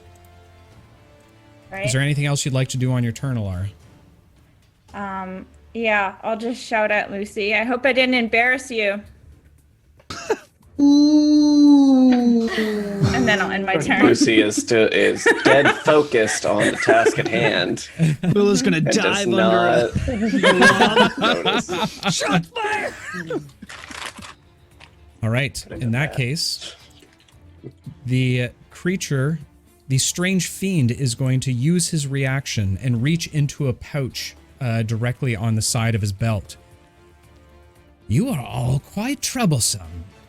Seems my minions had no effect on you. Perhaps I should call in the reinforcements. As he pulls out this small bead of some kind, you can see a little bit of red and orange hues spinning, almost as if the inside of the ball itself is on fire. He throws it towards the ground, and as he does, a strange portal seems to appear directly in front of Maxon and the Senator. Is this a spell? This is not a spell. Whoops, wrong button. Immediately as the portal begins to open up, 2 additional strange creatures seem to pop out of it. The creatures have very mangled hair. They look to be quite different than the skeletons that you had just previously faced off against. Much meaner. Their jaws seem to hinge kind of sporadically as they hang down, creating this awful maw effect that just stretches upwards into this grotesque grin. They also begins to snarl at you.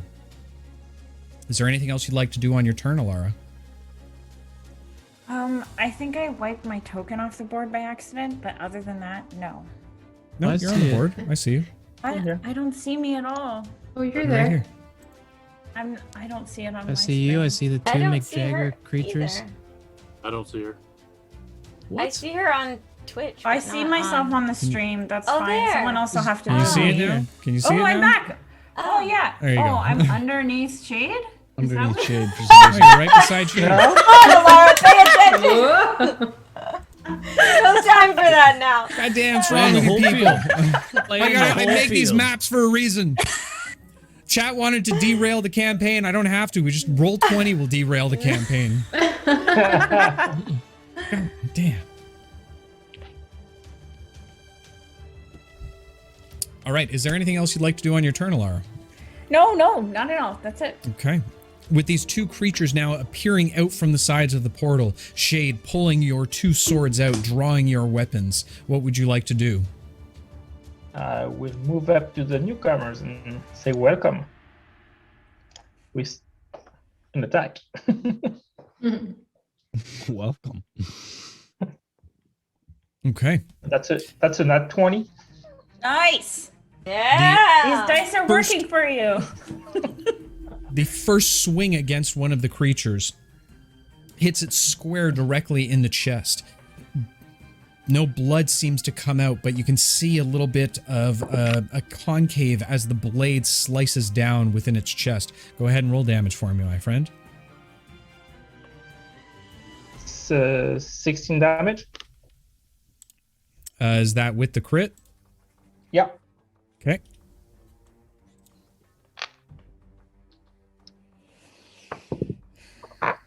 And my second attack is a 22 to hit. Okay. Seeing as the creatures can be wounded, you spin your sword or your other sword around as you come down in a swiping motion as well, catching it again, creating a zigzag cross pattern directly across its chest. Go ahead and roll damage for me. That's 7. Okay. The creature looks down at its chest and looks back up at you and snarls. Wings Is there anything back. else you'd like to do on your turn? Yeah, I will use my bonus action to create one of my echo behind the cart. Behind the cart? Hold on a second. I know I can do 30, but I'm not sure if I can create it at 30 feet. Let me double check. Oh, 15. Okay. So now I will create 1, 2, 3. Just right there. Okay.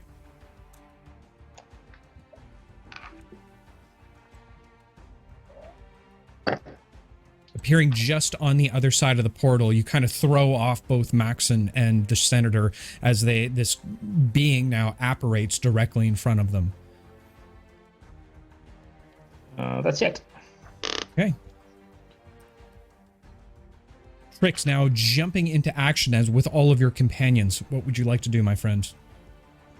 I'm going to use my bonus action to cast Shadow Blade. And am I able to throw it at the guy on the right without hitting Pavo? What is the range of the throw? 60 feet? 60 feet is the maximum you can go. So 20 feet, you can do it. You can go up to 20 feet. If you go over 20 feet, you roll at disadvantage. If you can't throw it past 60 feet. Okay. I'm still in the air too, so I'm not in your way. Oh, Yeah. right. Okay. I'm not. All right. Okay. There. I'm underneath Papa, who's flying in the air. Under the bird. Under the bird. Don't look up. Oh no.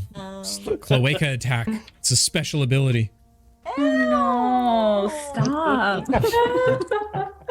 The cloaca thing doesn't get old. Next chat question: how many times did he reference a cloaca in the campaign? Oh god. Winding back as you, or prior to running forward, you hold out your hand and push your hand over top, and as you do, it emanates this strange purplish blade directly within your hand, rushing underneath Pavo. You wind up tossing it towards one of the creatures. Go ahead and make a ranged attack for me. And that is a nat 20 for 20. Wow. Nice. The shadow blade embeds itself directly in the creature's chest. It looks down at it as waves of this purplish smoke seem to cascade directly off the blade itself. Go ahead and roll damage for me. That is 13. And you doubled it? And that is 26. All right. Very good. As the shadow blade begins to disappear, back into whatever dimension that you've pulled it out from, the purplish smoke seems to suck into the creature's chest, and for a moment it runs up through his veins, it looks like, as he reaches and stretches his neck out.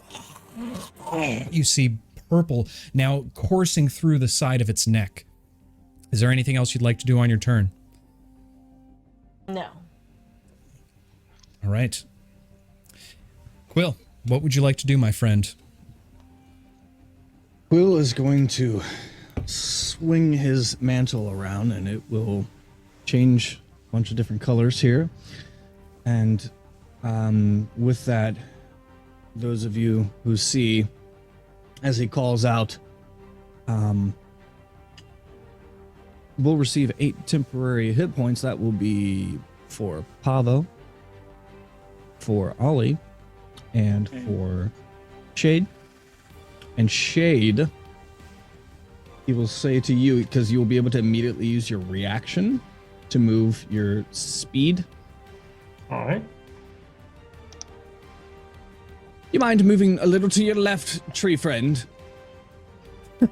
Still take opportunity. My left. All right. And there will be no opportunity attack now. Yeah, basically just up. That would be your left. Otherwise, you're going to get hit by my next spell. Because that's a bonus action. Here is good, I guess. That'll do. All right. And I'm going Hearing to cast... the beautiful twangs of the lute, Ollie and Pavo and Shade, you begin to feel this inspiration, this warm glow, urging you on into battle, feeling much healthier than you had just moments ago. Shade, as you look back, you instinctually see a wink come from Quill as he motions his head up to the side. You now quickly whip around the two creatures and now become face to face with the master of ceremonies. Gonna do a quick twirl and then a nice little twang on the guitar as I cast, or on the lute rather, as I cast a level 2 Cloud of Daggers. And that will be right in front of those two. Okay, as the mist begins to grow directly in front of them, there seems to be shining pieces that almost sparkle like the sky, it's the night sky itself, like stars. And as the fog begins to grow larger and larger, the blades now beginning to extract directly, almost like bits of lightning that seems to point off from the cloud. Remind me, is that a saving throw? A creature takes 4d4 slashing damage when it enters the spell's area for the first time on a turn or starts its turn there. Okay, perfect. Good to know. All right, is there anything else you'd like to do, my friend? That'll be it. Okay. As Shade, you approach the Master of Ceremonies, it looks to you with this maniacal grin on its face. It reaches out and grabs onto your arm and whispers, "One of us now." Nope. I need you to go ahead and make a wisdom saving throw for me. Every campaign. I'm going to use my bend luck, use 2 of my sorcery points to give him a d4 to that, to add Okay. on to that. Jesus, he's far from Good me. call.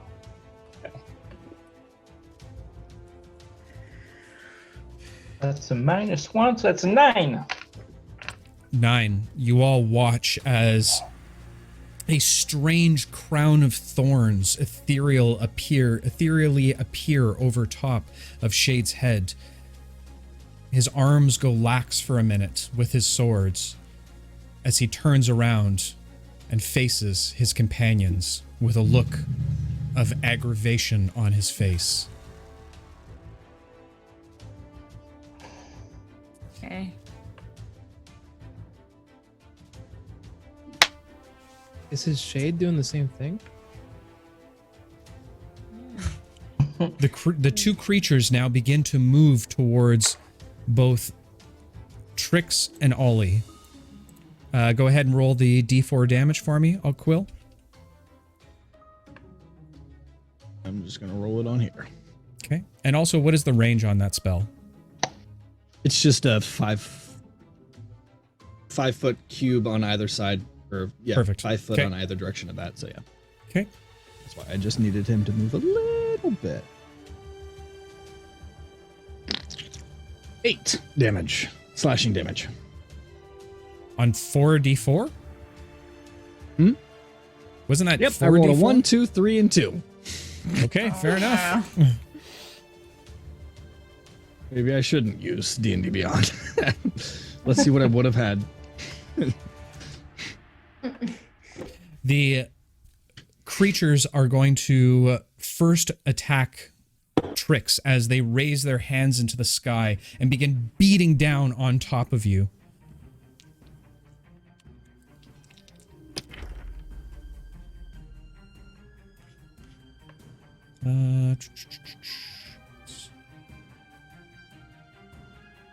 Two of the attacks hit as you're able to dodge the first, but the other two smash down on top of you. You take 26 points of bludgeoning damage. Holy Jesus. moly! That all? The second is going to go ahead and slam down on top of Ollie. Ooh, one of those was a natural 20. And that's a Nice. +8 to hit, Nice. so that's a He's 23. fine. And It's that fine. one is a 19, so it doesn't hit. So you would take 26. You take 39 points of damage as the creatures smash down on top of you, Ollie. Alright.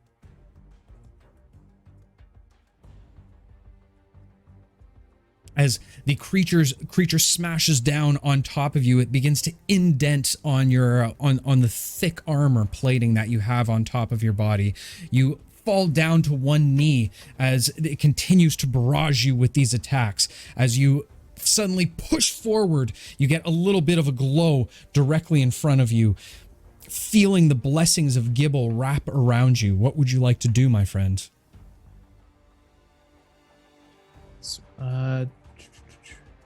I'm gonna cast Spiritual Guardians at the 4th level. Okay. So, Ooh, 4th level. for those in chat in the party that don't know, where is it? Okay. So I summon some angelic creatures that will appear, and they'll be in the distance of 15 feet around me, and they will attack people of my choice. So obviously I don't choose the party members or the people, the captives we're defending. An affected creature's speed is halved in the area, and when the creature enters the area for the first time on a turn or starts the turn there, it must make a wisdom saving throw of 14. On a failed save, the creature takes 3d8 radiant damage. On a successful save, it takes half that much. 10 minutes. A concentration of 10 minutes. And bonus action.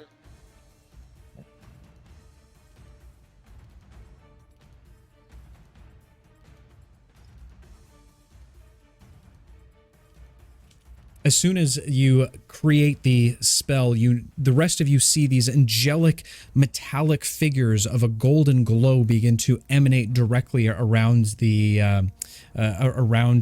enemies. As they do, they begin to force damage directly down upon these creatures. So does it happen at the beginning of your turn, as soon as you cast, or? No, at the beginning of their turn, they have to make the wisdom saving throw. Okay, perfect. Good to know. And as a bonus action, Muted? I'd like to. Sorry.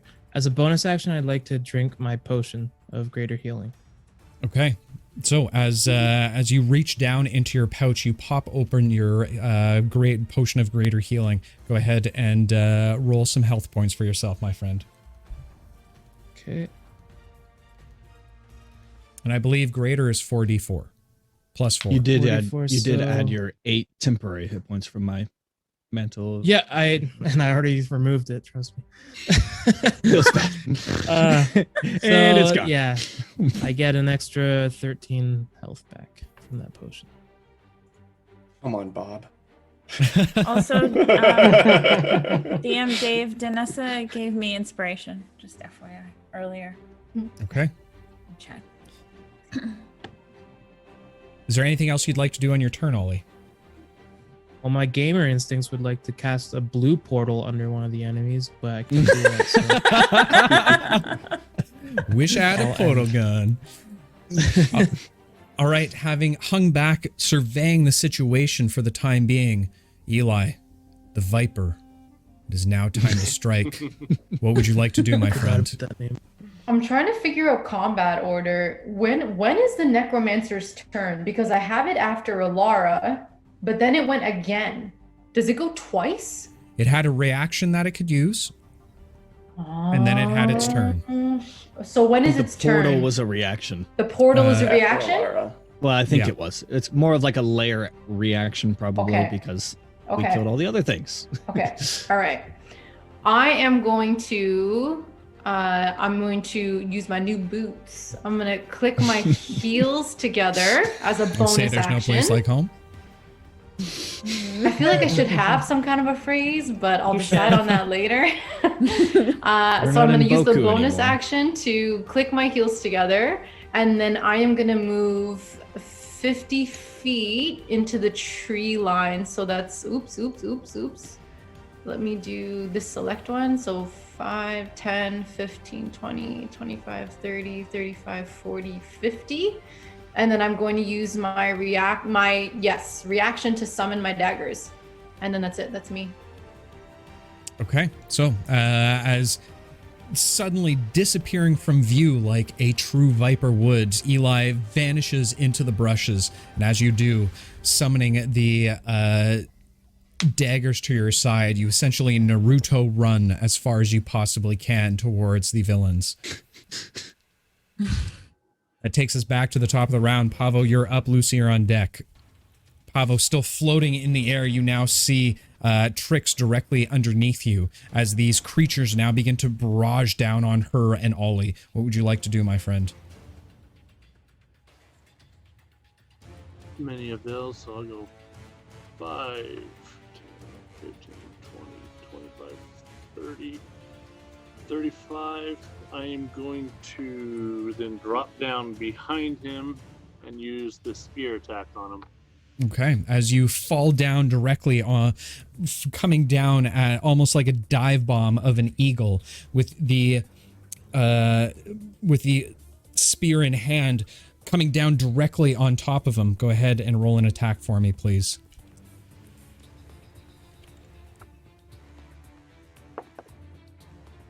So, 25 to hit.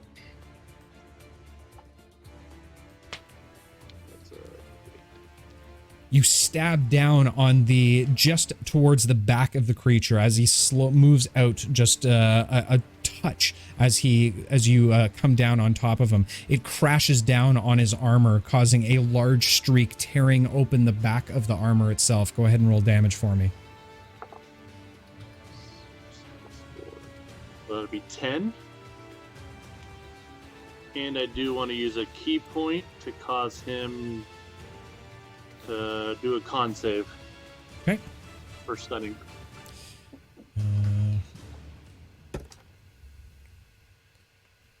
It is a 19. That saves. Okay. Is there anything else you'd like to do on your turn? Take my second attack with my spear. Okay.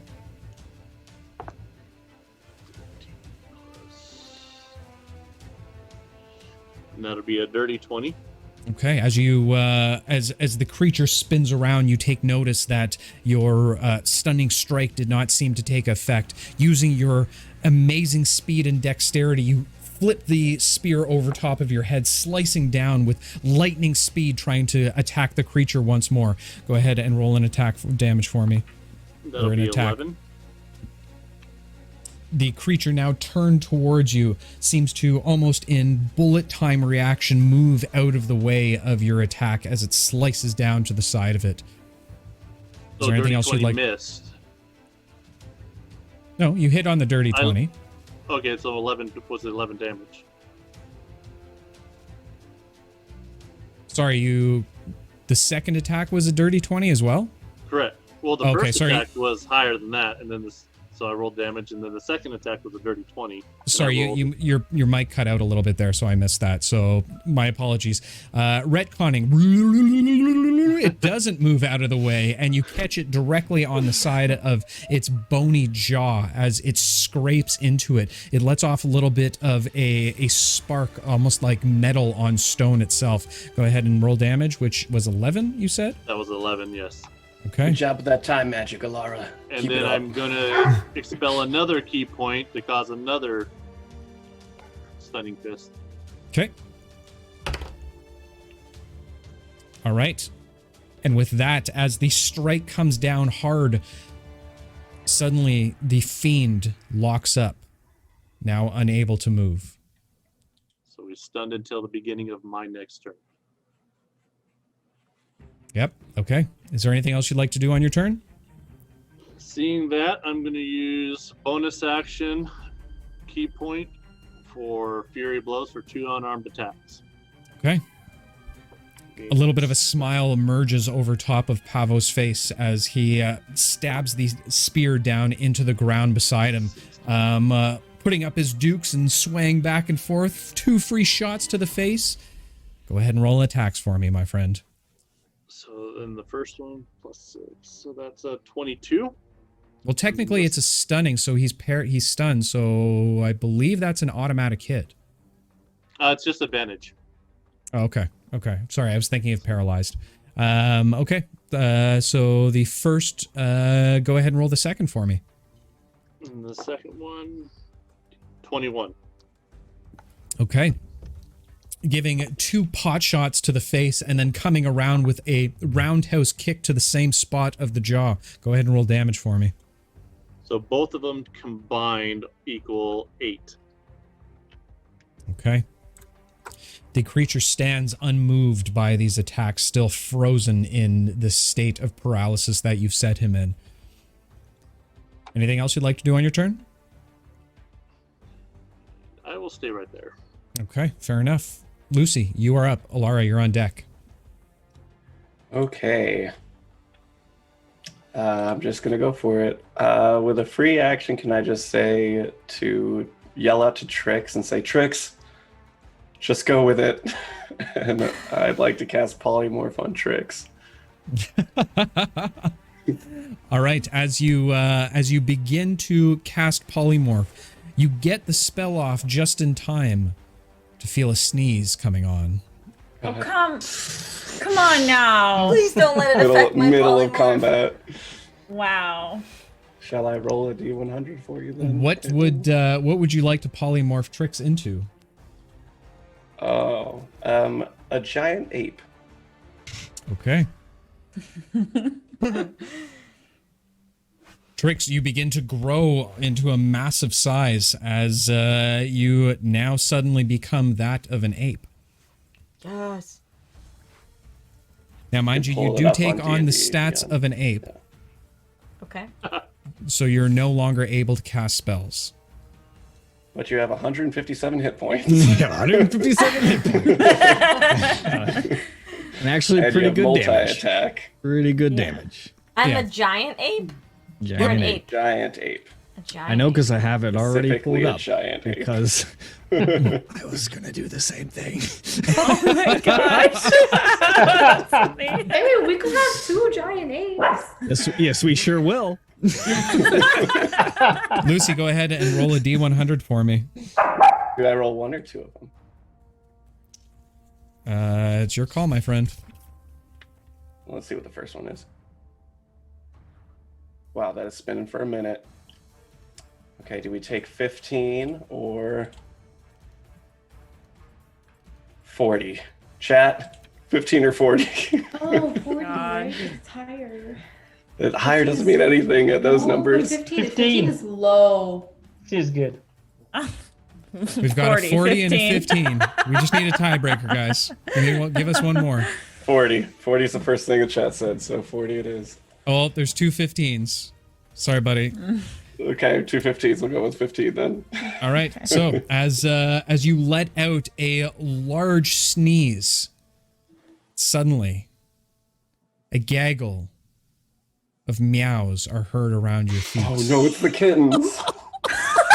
What timing? As tiny little kittens begin to ruffle up against your foot, looking ever so adorable. You happy chat? God. You're killing kittens. Get behind me, babies. Get behind me. You Bonus try action, herding set them out a away a saucer of little milk. bit as they don't seem to want to move out of the way for you. Okay. As they all seem to look at you towards you as their mother.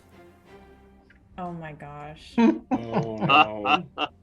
Mommy. All right. Is there anything else you'd like to do on your turn? Actually, I might move. No, I'm good where I'm at. I bet you wish you had your enlarged I spell got a big now. giant. I just got a big giant ape in front of me. I'm fine.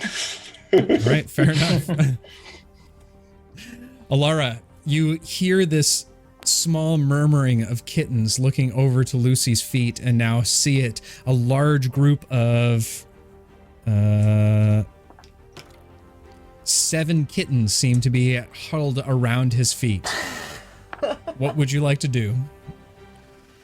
Lara will notice this and say, okay, and just keep walking forward here.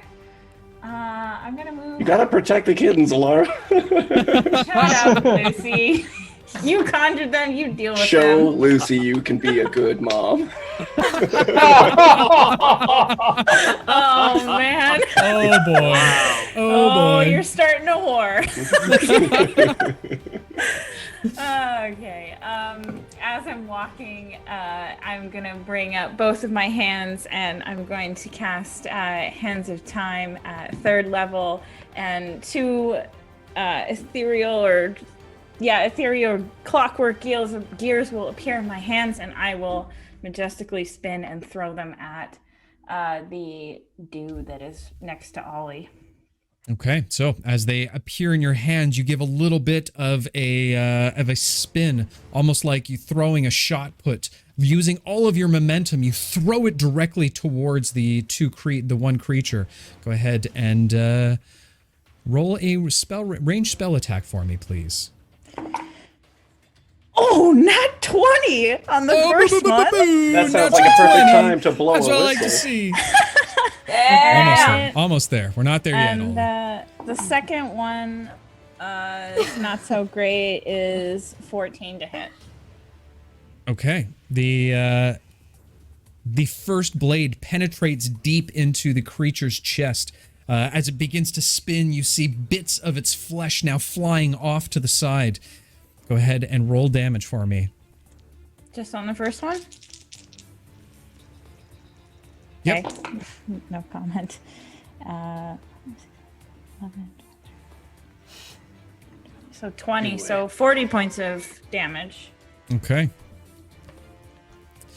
As the damage hits directly, you hear this strange escape of air, almost like a whistle noise suddenly appears directly from the center of the creature's chest. All aboard for the pain train! The creature now looking severely hurt at this point in time as it starts to kind of lurch over to the side. Is there anything else you'd like to do on your turn? No, that's it. Okay. With that said, Shade, you begin to turn towards your new master as a crown hangs over top of your head.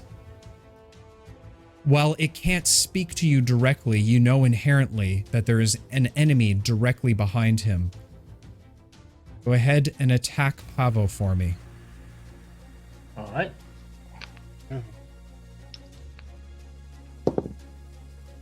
That's a 25 to hit. We'll do it. The first slashes down into Pavo, catching him directly on the wing, opening up a bit of his wing directly. As the cut opens up, strangely enough, a wish of air seems to escape from the wing, and this loud whistling noise is overheard. We've now arrived at KFC. Everybody aboard. Oh no! Oh Got a finger licking kicking. All right. All right, Shade, for your second attack, go ahead and attack Pavo once more. I didn't hear the damage. The first one was 9, and the second attack is in at 20. Oh. Why do you always nat 20 on us? What is it with your Hey, I got characters? new dice, okay? Blame my kids. The character is neutral, but the player is definitely chaotic evil. He's definitely evil. I think it's fair to say that all of our players are chaotic stupid. I think we've established that a long time ago. That's 24 damage. Pavo so casually takes that. 24 damage. No Oh, yeah. Oh, Jim. Whatever. Okay. Nice, Pavo. All right, and go ahead and make another wisdom saving throw for me, Shade. Make it right this time. Okay, 7. come on. Oh, of course. The crown remains. Somebody just punch him out. Shade, you are so dumb. I'm very really intelligent. dumb, for I'm not real. wise, okay? I'm not wise. I'm still intelligent. All right, so as all of this happens directly behind, outside of the realm of the carriage, giant ape What would you like to do, my friend? Donkey Kong. Quick Gorilla Smash! I'm going to walk over here and punch him in the face twice. Bam, Okay. bam. More as like you smash him on the head because I'm so tall. As you Donkey Kong bonk on top. No, I'm just kidding. As you move past the first creature, it does try able to get off one attack from you. However, it does not pierce through your hide in any way, shape, or size. As all of this happens, you feel a revigoration, remembering the whistling noise in your head. It almost sounds like it goes off again within your ears. All right, we're now arriving at the Banana Slammer. Nobody wants to get off. Banana Republic. Gosh! Wow! Laugh track. Laugh track. Wow! That's 2 more. Oh my gosh! What? We're still arrived here. Like, it's really good. Really good banana sundaes. You guys are unbelievable. Best community on all of Twitch. And yes, just for if we can finish off the level 5 hype train, and I know I'm stopping the game right now, I'll tell you what, we will come up with channel points where you can screw with not only the players, but you can screw with me directly, but only if you can get us to level 5, guys. There's your initiative. 5 bits. Let's see it. Let's see what you got. Can you get there? Can you get there? All right. Oh my god! With that said, walking over to the strange creature, you begin pounding on top of its head. Go ahead and make an attack for me. That is 19. You guys. There it is. All right, I owe you. I owe you. Oh my god! This shit just got magical. All aboard the Hogwarts Express. Everyone just got their letter. I don't care if you're 11 or 37. Everyone's getting on, all right? We're going to learn something else. You guys are far too kind. Thank you so much for all the support. Much appreciated. I've never But- seen the tier 5 go to 240. Oh my god. Oh, jeez. I don't even know how Really to. want- They really want to screw with us. I love it. I love every second of it. Wow! Holy moly! You guys have If you want earned to it. apply for the Very new much DM, so. because our new one's going to get screwed and killed. I don't know how they're going to kill the DM, but they're going to figure it out with Yeah, I know. They're gonna 267%. TPK me. It's gonna be amazing. Oh my Trix, god! go ahead and roll an attack for me, please. And I believe you 19. get 2 attacks. Yes, Yep. so 19 He gets 2 and attacks. yes, Plus 2 9 to hit. fists. And 18. 19 and 18. Both come slamming down on top of the creature's head, and as it does, it kind of cracks off one of the strange tentacle bones, just snaps off entirely, completely unable to move still. Go ahead and roll damage for both, my friend. Sorry, do I roll damage twice then? Or is it? Yeah, roll 2 sets of damage for me. Oh, okay. So that's 22 for the first one. Whew. It's 3d10 plus 6, Whoops. man. That's Oh, giant wait. eight. No fucking joke. And that is 19 for the second one. Nice. 19. All right. The crack in its in its horn as it falls off entirely, you watch as a little bit of black blood now begins to ooze out the side of it. It's looking a little rough right now, guys. It's looking a little rough. I wonder if You it's did still out. almost like 50 points of damage. You're like, insufficient. I want to kill. Trick smash. I love it. I love it. All right, Q. You're up, my friend. What would you like to do? I would like to once again, as Mantle of Inspiration, dazzle him with my mantle. And that will be for that will be for Ollie. Okay. Eli. And The real Pavo. obvious. I'll have to Yeah, move a there you little bit go. closer for that, I think. Okay. And then I will say to Ollie. So I'll actually move right next to Alara, right to her left, if I can. Hey, Chloe. What? Hello, darling. 350. That I don't. That's not even a level play. 350%? 350 or more to see. We're going to Hogwarts Castle or some mystery. I think you guys have officially broken Ollie, and I love you all for it. Thank you so kindly.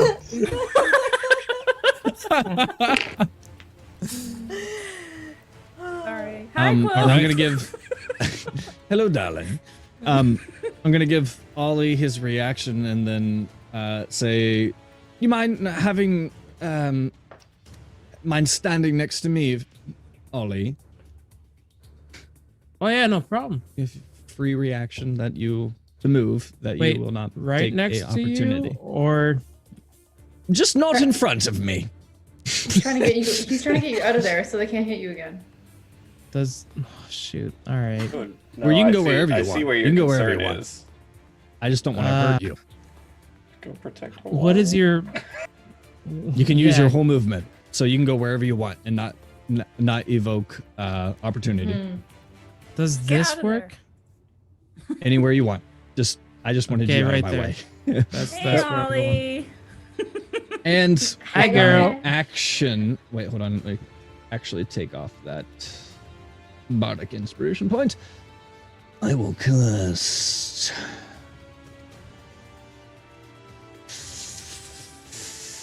I'm gonna kill him. 4th level Thunder Wave. Yes. Mm. Yes.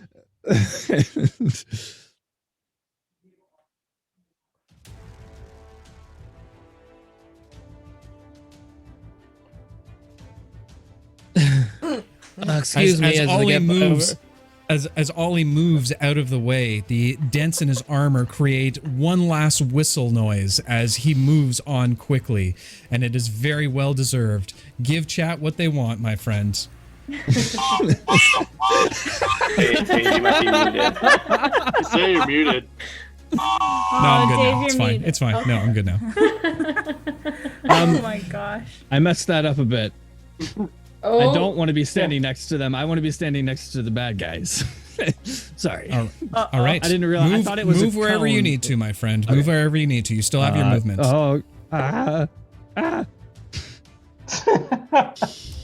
Is that enough? Yes.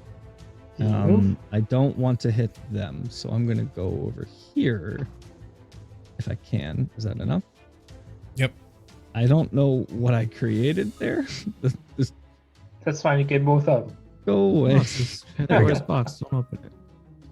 And with that, they need to make a Constitution saving throw Okay. against 15. Wow. So that's a 4, which gives me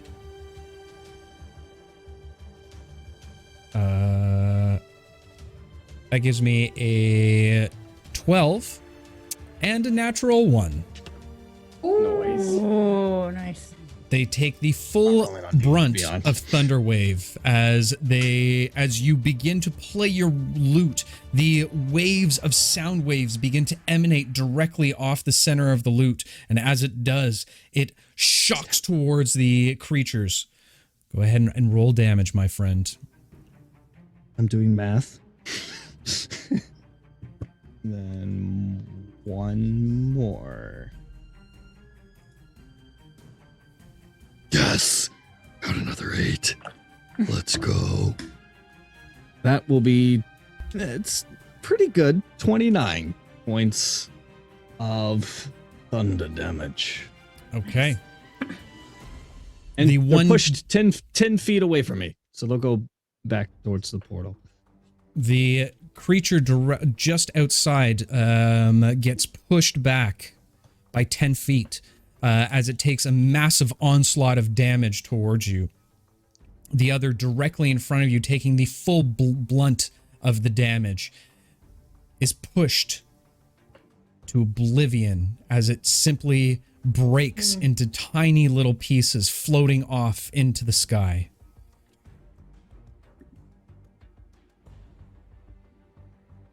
Good job, Quill. Is there anything else you'd like to do on your turn, my friends? That'll do it. Okay. So do I get to roll against the stunning strike at the beginning of my turn? Ooh, no, also- he's stunned until the end of my next turn. So that your save was immediately. You're just stunned until the end of my next turn. Okay. In that case, he does nothing. I think that one got pushed into my cloud of daggers. Oh, right, it did too. So go ahead and roll damage on your daggers. Solid move. Let's go. Totally calculated.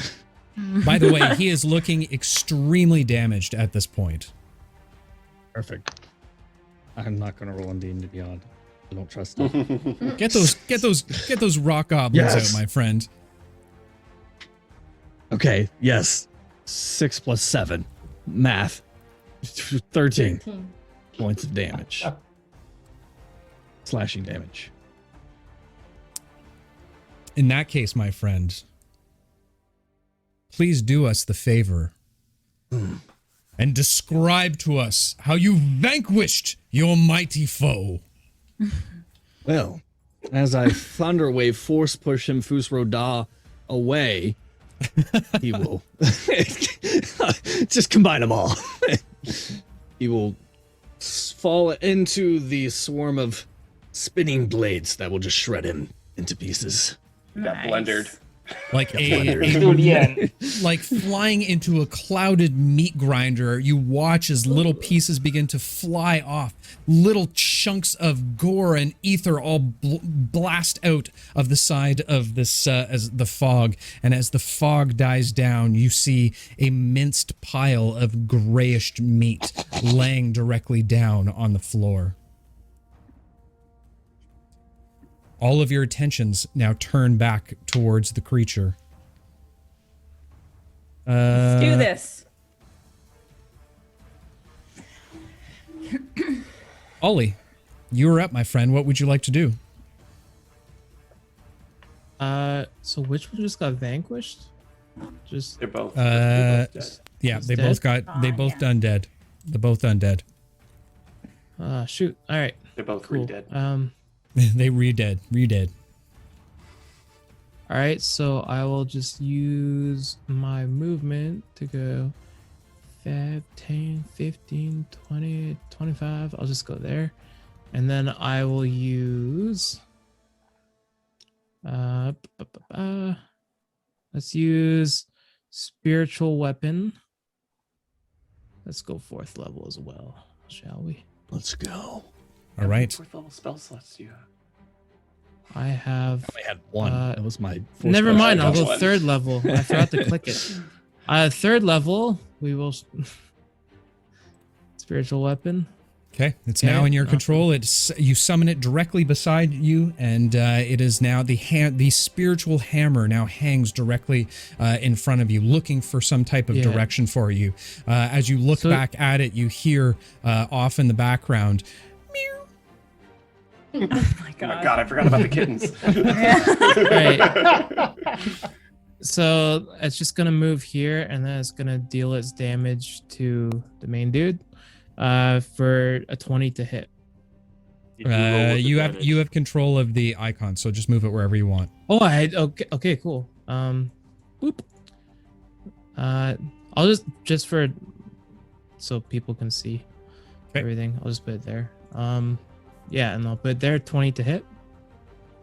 20 absolutely hits as it crashes down directly on the creature. Another horn kind of starting to crack off from the side. Go ahead and roll damage for me.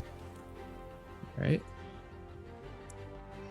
It's 6 force damage. Okay. it cracks down. Its other horn now kind of hanging off from the side, not completely fallen off at this point. Is there anything else you'd like to do on your turn? That's it.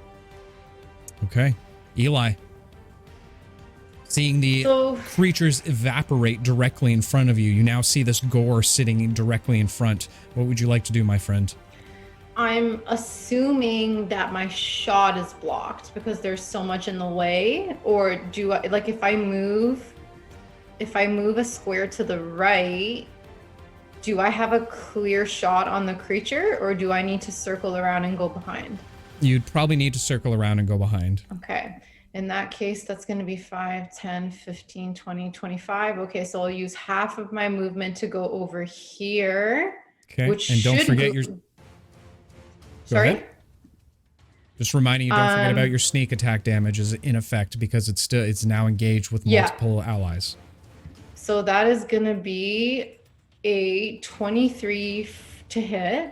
Oh, hell yeah. The daggers easily part through right directly in between Shade and Pavo, now facing off against one another as it pierces directly into the side of the creature.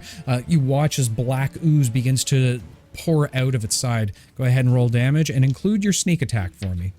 Love it. So that is going to be 15 sneak attack.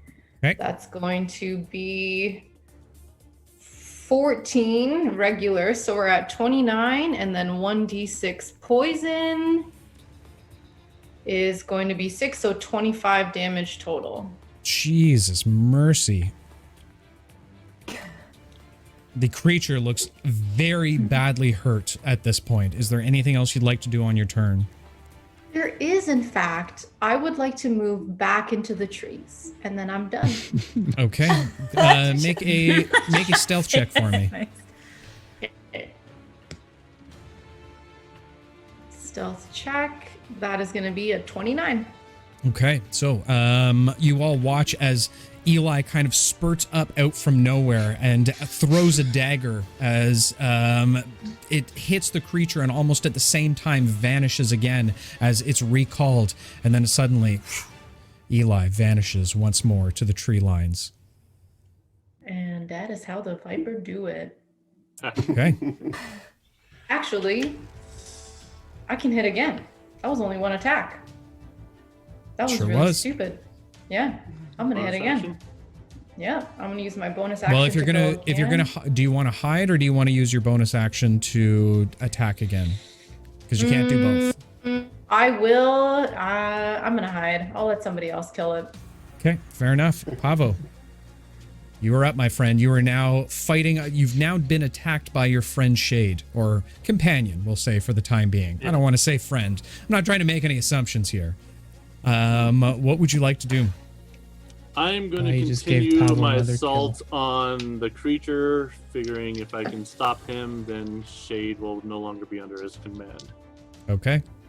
So I'm going to take a spear attack for 17 to hit. The spear easily pierces through. You find the spot where you'd hit first and split open some of the armor. Now part of its bony skin is now exposed. As you slash down on top of it, it creates a giant divot directly down the side. Go ahead and roll damage for me. And with that, I'm also going to expend a key point for Death Strike, which adds another d6 points of damage. Get him. You get him, girl. Anything Get him. called Death Strike. Oh, gosh.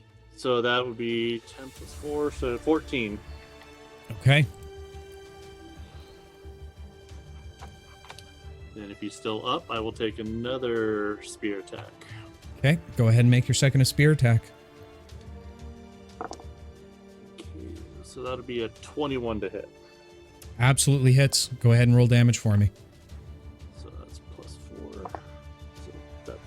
So 5 points. Okay. You flip the spear over top now underneath your arm. You drive it through in a stabbing motion. It catches directly again. More black ooze begins to spurt out the side of the creature. Anything else you'd like to do on your turn? Don't want to sit here and fight Shade at the same time. I am going to, for bonus action, key point, going to disengage and fly straight up. 20 feet. Okay. Fair enough. The creature suddenly becomes back to life now, noticing exactly what's going on around it. Lucy, what would you like to do? Gosh, I'm in a bit of a thing, aren't I? Because As a sprawl of kittens still climbing, one now climbing up the side of your rope with these gorgeous, cute eyes staring down directly at you. Yeah, you can be the mom. You deal with it. So I'm gonna just go for it since it seems like it's hanging on by a thread. I'm gonna cast Magic Missile at 3rd level and just send them all straight into its gut. Okay, fair enough. So as you begin to cast the spell, the fingertips on your left hand begin to glow, and as you reach forward, they spit out these glowing light darts that seem to swirl around all of the individuals directly in your way, finding its target perfectly, hitting it directly in the chest. Go ahead and roll damage on all 4, please. 9 plus 4, 13 points of damage. As the darts pelt into him, little bits of smoke and debris seem to fire off from it. You see little chunks of bone and metal begin to fly off from the creature's chest as it grabs onto its chest. It begins to fall forward, falling down to one knee. With one last reaction, how would you like to finish him off, my friend? Oh, I got to do the thing. I got to do the thing. Lucy never kills anything. Do us the favor Showing and off in front of your describe to dad. us how you vanquished your mighty foe. Keeping in mind you're surrounded by kittens. Right. So the orbs that he shot towards its stomach, still inside his body, now shoot up its head and blast the whole thing off like a blood fountain.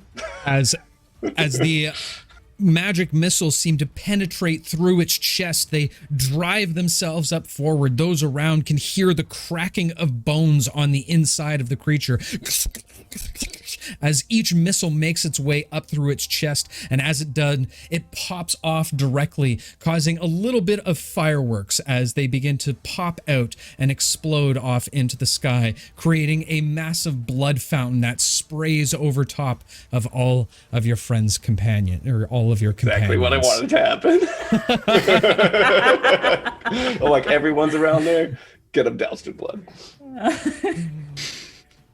As the creature falls limp and dead, the ring around Shade's head begins to immediately disappear.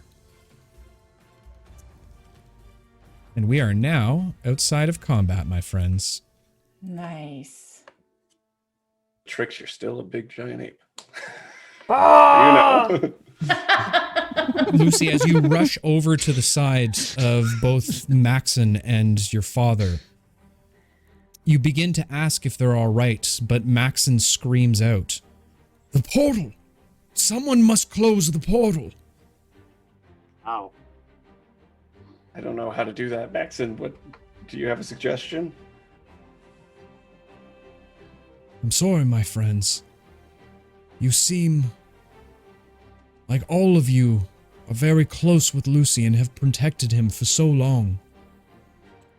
Oh, whoa, I hate to- what's about to happen? I hate to ask of this, but the portal can only be closed from the inside. Fuck off. Oh. I can't hear any of this. I'm in the tree still. Insight Why does check. it have to be closed? Eli's like, I'm out. Can I do an insight check? That seems sus as hell. Why does he know that? knowing Maxon, he has never lied to you before. Okay. Never has he steered you wrong, and he has always had the answers that you've looked for. Can I ask, and what happens to the person that goes inside and closes it? How do they close it, and can they get back out? There should be some type of orb that was similar to what you saw before when he first threw it out. If that is destroyed, it will close the portal. I've seen these once before in my time. It leads to an awful, awful place. Look now, you'll see. And as you look inside of the portal, you see a massive, demon-like creature now beginning to make its way towards the portal. Large wings on the back of it and horns sticking up the top. A large, fiery whip already grasped in its hand. For those of you who know anything about the abyssal bestiary, you would recognize this as a pit fiend. Alright. Fear in the ground. Without Can the person get hesitation, back out? without hesitation, I jump in the portal. Ollie! No. The echo could go and do everything, but fine. Ollie doesn't know that. What the fuck? Somebody stop him. Where is he? Is he next Can to me? Can I try and Yeah, stop can someone him? try to hold him back? I send the echo after Oli. Oh my god. As It's Tully Technically, begins, there's still blades in front of the portal. My He's knife. on the other side. as Oh, Ollie you can begins drop to that. make his way towards the portal, the Shade's echo reaches out and grabs onto Ollie's arm, stopping him for a moment. You can only hold Ollie back for a certain period of time. If there's anything you'd like to say to try and stop him, now's the time. We all clamor at once.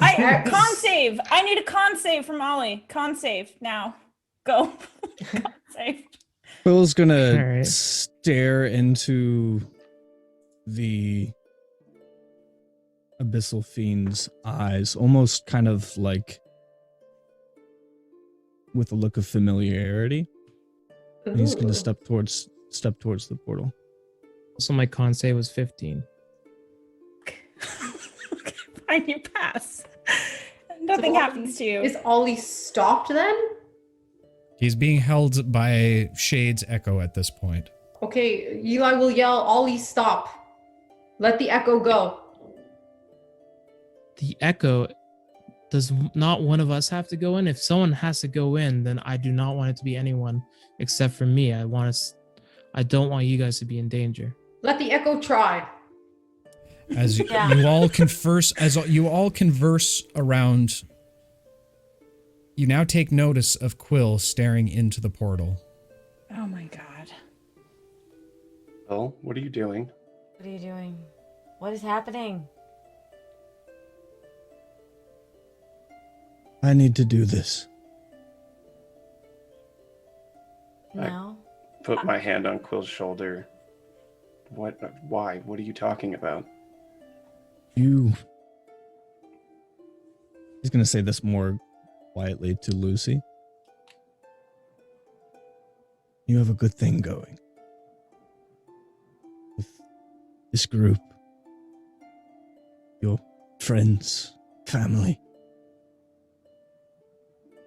You know, we've always had a lot in common. And I found that I've lived my whole life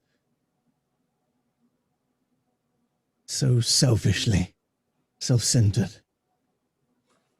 self-absorbed, and I found it lacking. It's gonna step backwards into the portal. Lucy's gonna like yell out no and like hold his hand out. Like, As you reach out to grab for Quill's hand, he smiles at you before shaking your hand off. You all watch as Quill turns his back to you within the portal. and once again begins to strum his lute once more. He sings a song of passion, of beauty, one you've heard once before. As he plays onward, the energies begin to cascade off him, like he's going Super Saiyan almost for a moment. He walks without fear, without hesitation, towards the pit fiend. And as electricity begins to spark off of him, you hear a little bit of a shatter, and the portal begins to close before silence takes hold once more. Now, the story of Quill is a very special one. Some assume he died within the portal. Some believe that he left the group only to rekindle his love for the adventuring and find his way in this strange landscape. But all of those stories, my friends, are stories for another evening. Oh, it's my boy. My special boy. It's my boy. Oh, what an amazing send off. Oh, Lucy is about to be so mad at his dad. Oh, he might kill him. He might kill him. I mean, don't. We almost just died protecting him. Whoa. I didn't get paid yet. Oh Once I get paid, you can do whatever you want. Lucy doesn't give a shit about your money. Wait. Did he leave the carpet? Yeah, I was gonna say, what about the loot? What about the loot? Okay, first of all, Wow. harsh. Just kidding. Oh Man, my what a God. fucking send off, though. Yeah, that's pretty. Oh, I gotta draw this. I have to. It's like, oh, Yeah. portal and like his silhouette, the big team. Oh, Aw. that's gonna be good. So He with just that grabbed onto said, his arm cut off by the portal. Look, Shade, it's a normal arm. so with all of that said, before we wrap up for the evening and say a farewell to our friend Holson, I would just like to go through a few things. First and foremost, for the overall hype train, thank you so much to Falarix with all of the bits that he donated, as well as the gifted subs, across the streams as well. Vix Draws, you're a wonderful human being, and we love you immensely. Unreal, infamous Bob with the gifted subs, as well as the bits, as well. Danessa, you are not only a wonderful human being, a wonderful friend to the show. Thank you for not only your support with your donations, but also as the mod as well. Crimson Rockstar, you are truly a rock star, my friend. Unbelievable. Thank you so much for everything that you contributed today. Guys, Gypsy Fish as well, you are all so wonderful to us. I can only hope that we continue to deliver this content that you guys love so much, because we do love you all as well. Always, please, by all means, come join us in our Discord. We are very active in there. We would love to chat with all of you if you're not already there. Yeah, guys, I can't thank you enough for everything. You're one of the greatest communities I've ever seen on Twitch, and I swear to you, I will do anything in my power to continue to give you guys as much of my and our time as possible. So thank you, as always. And Shanks too. Shanks too. Sorry, I missed that. There was a lot to go through here, and it's unreal. It's unreal. So thank you kindly, as always. Secondly, Holson, unreal job as Quill. unbelievable performance. Thank you so much for joining us for the time that you have. Please, guys, if you've enjoyed this, go check out Legends of Alos. You can see he, as a DM, run it. And if you're looking for an amazing narrative DM, if you like the stuff that I do, then you will 100% enjoy Legends of Alos, because, man, I'm a little starstruck right now by his performance overall. He brought out the best in all of us, and I think all of the cast members can agree with me on that. Last but not least, we will see where the story of Quill continues, my friend. We'll see where we go. And last but not least, thank you to all of those who followed tonight. We hit 300. Yay! Unreal. Unreal. Wow. Thank you so much. And to all the trippers who have joined us, welcome to the family. Again, come join us in Discord. We're very social people out there, so we would love to see you. We'd love to see you there. We'd love to mingle with you as much as possible. We're not pretending like we're above anybody else. We like to hang out with everybody as much as humanly possible. But with that said, guys, I have one last word for you.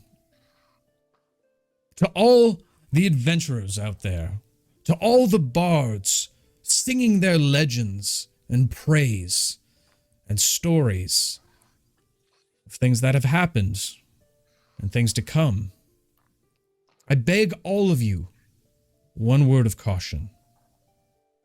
Be careful out there. You can trip. We'll see y'all in the next one, guys. Take care. Bye. Bye-bye. Love you. Love you.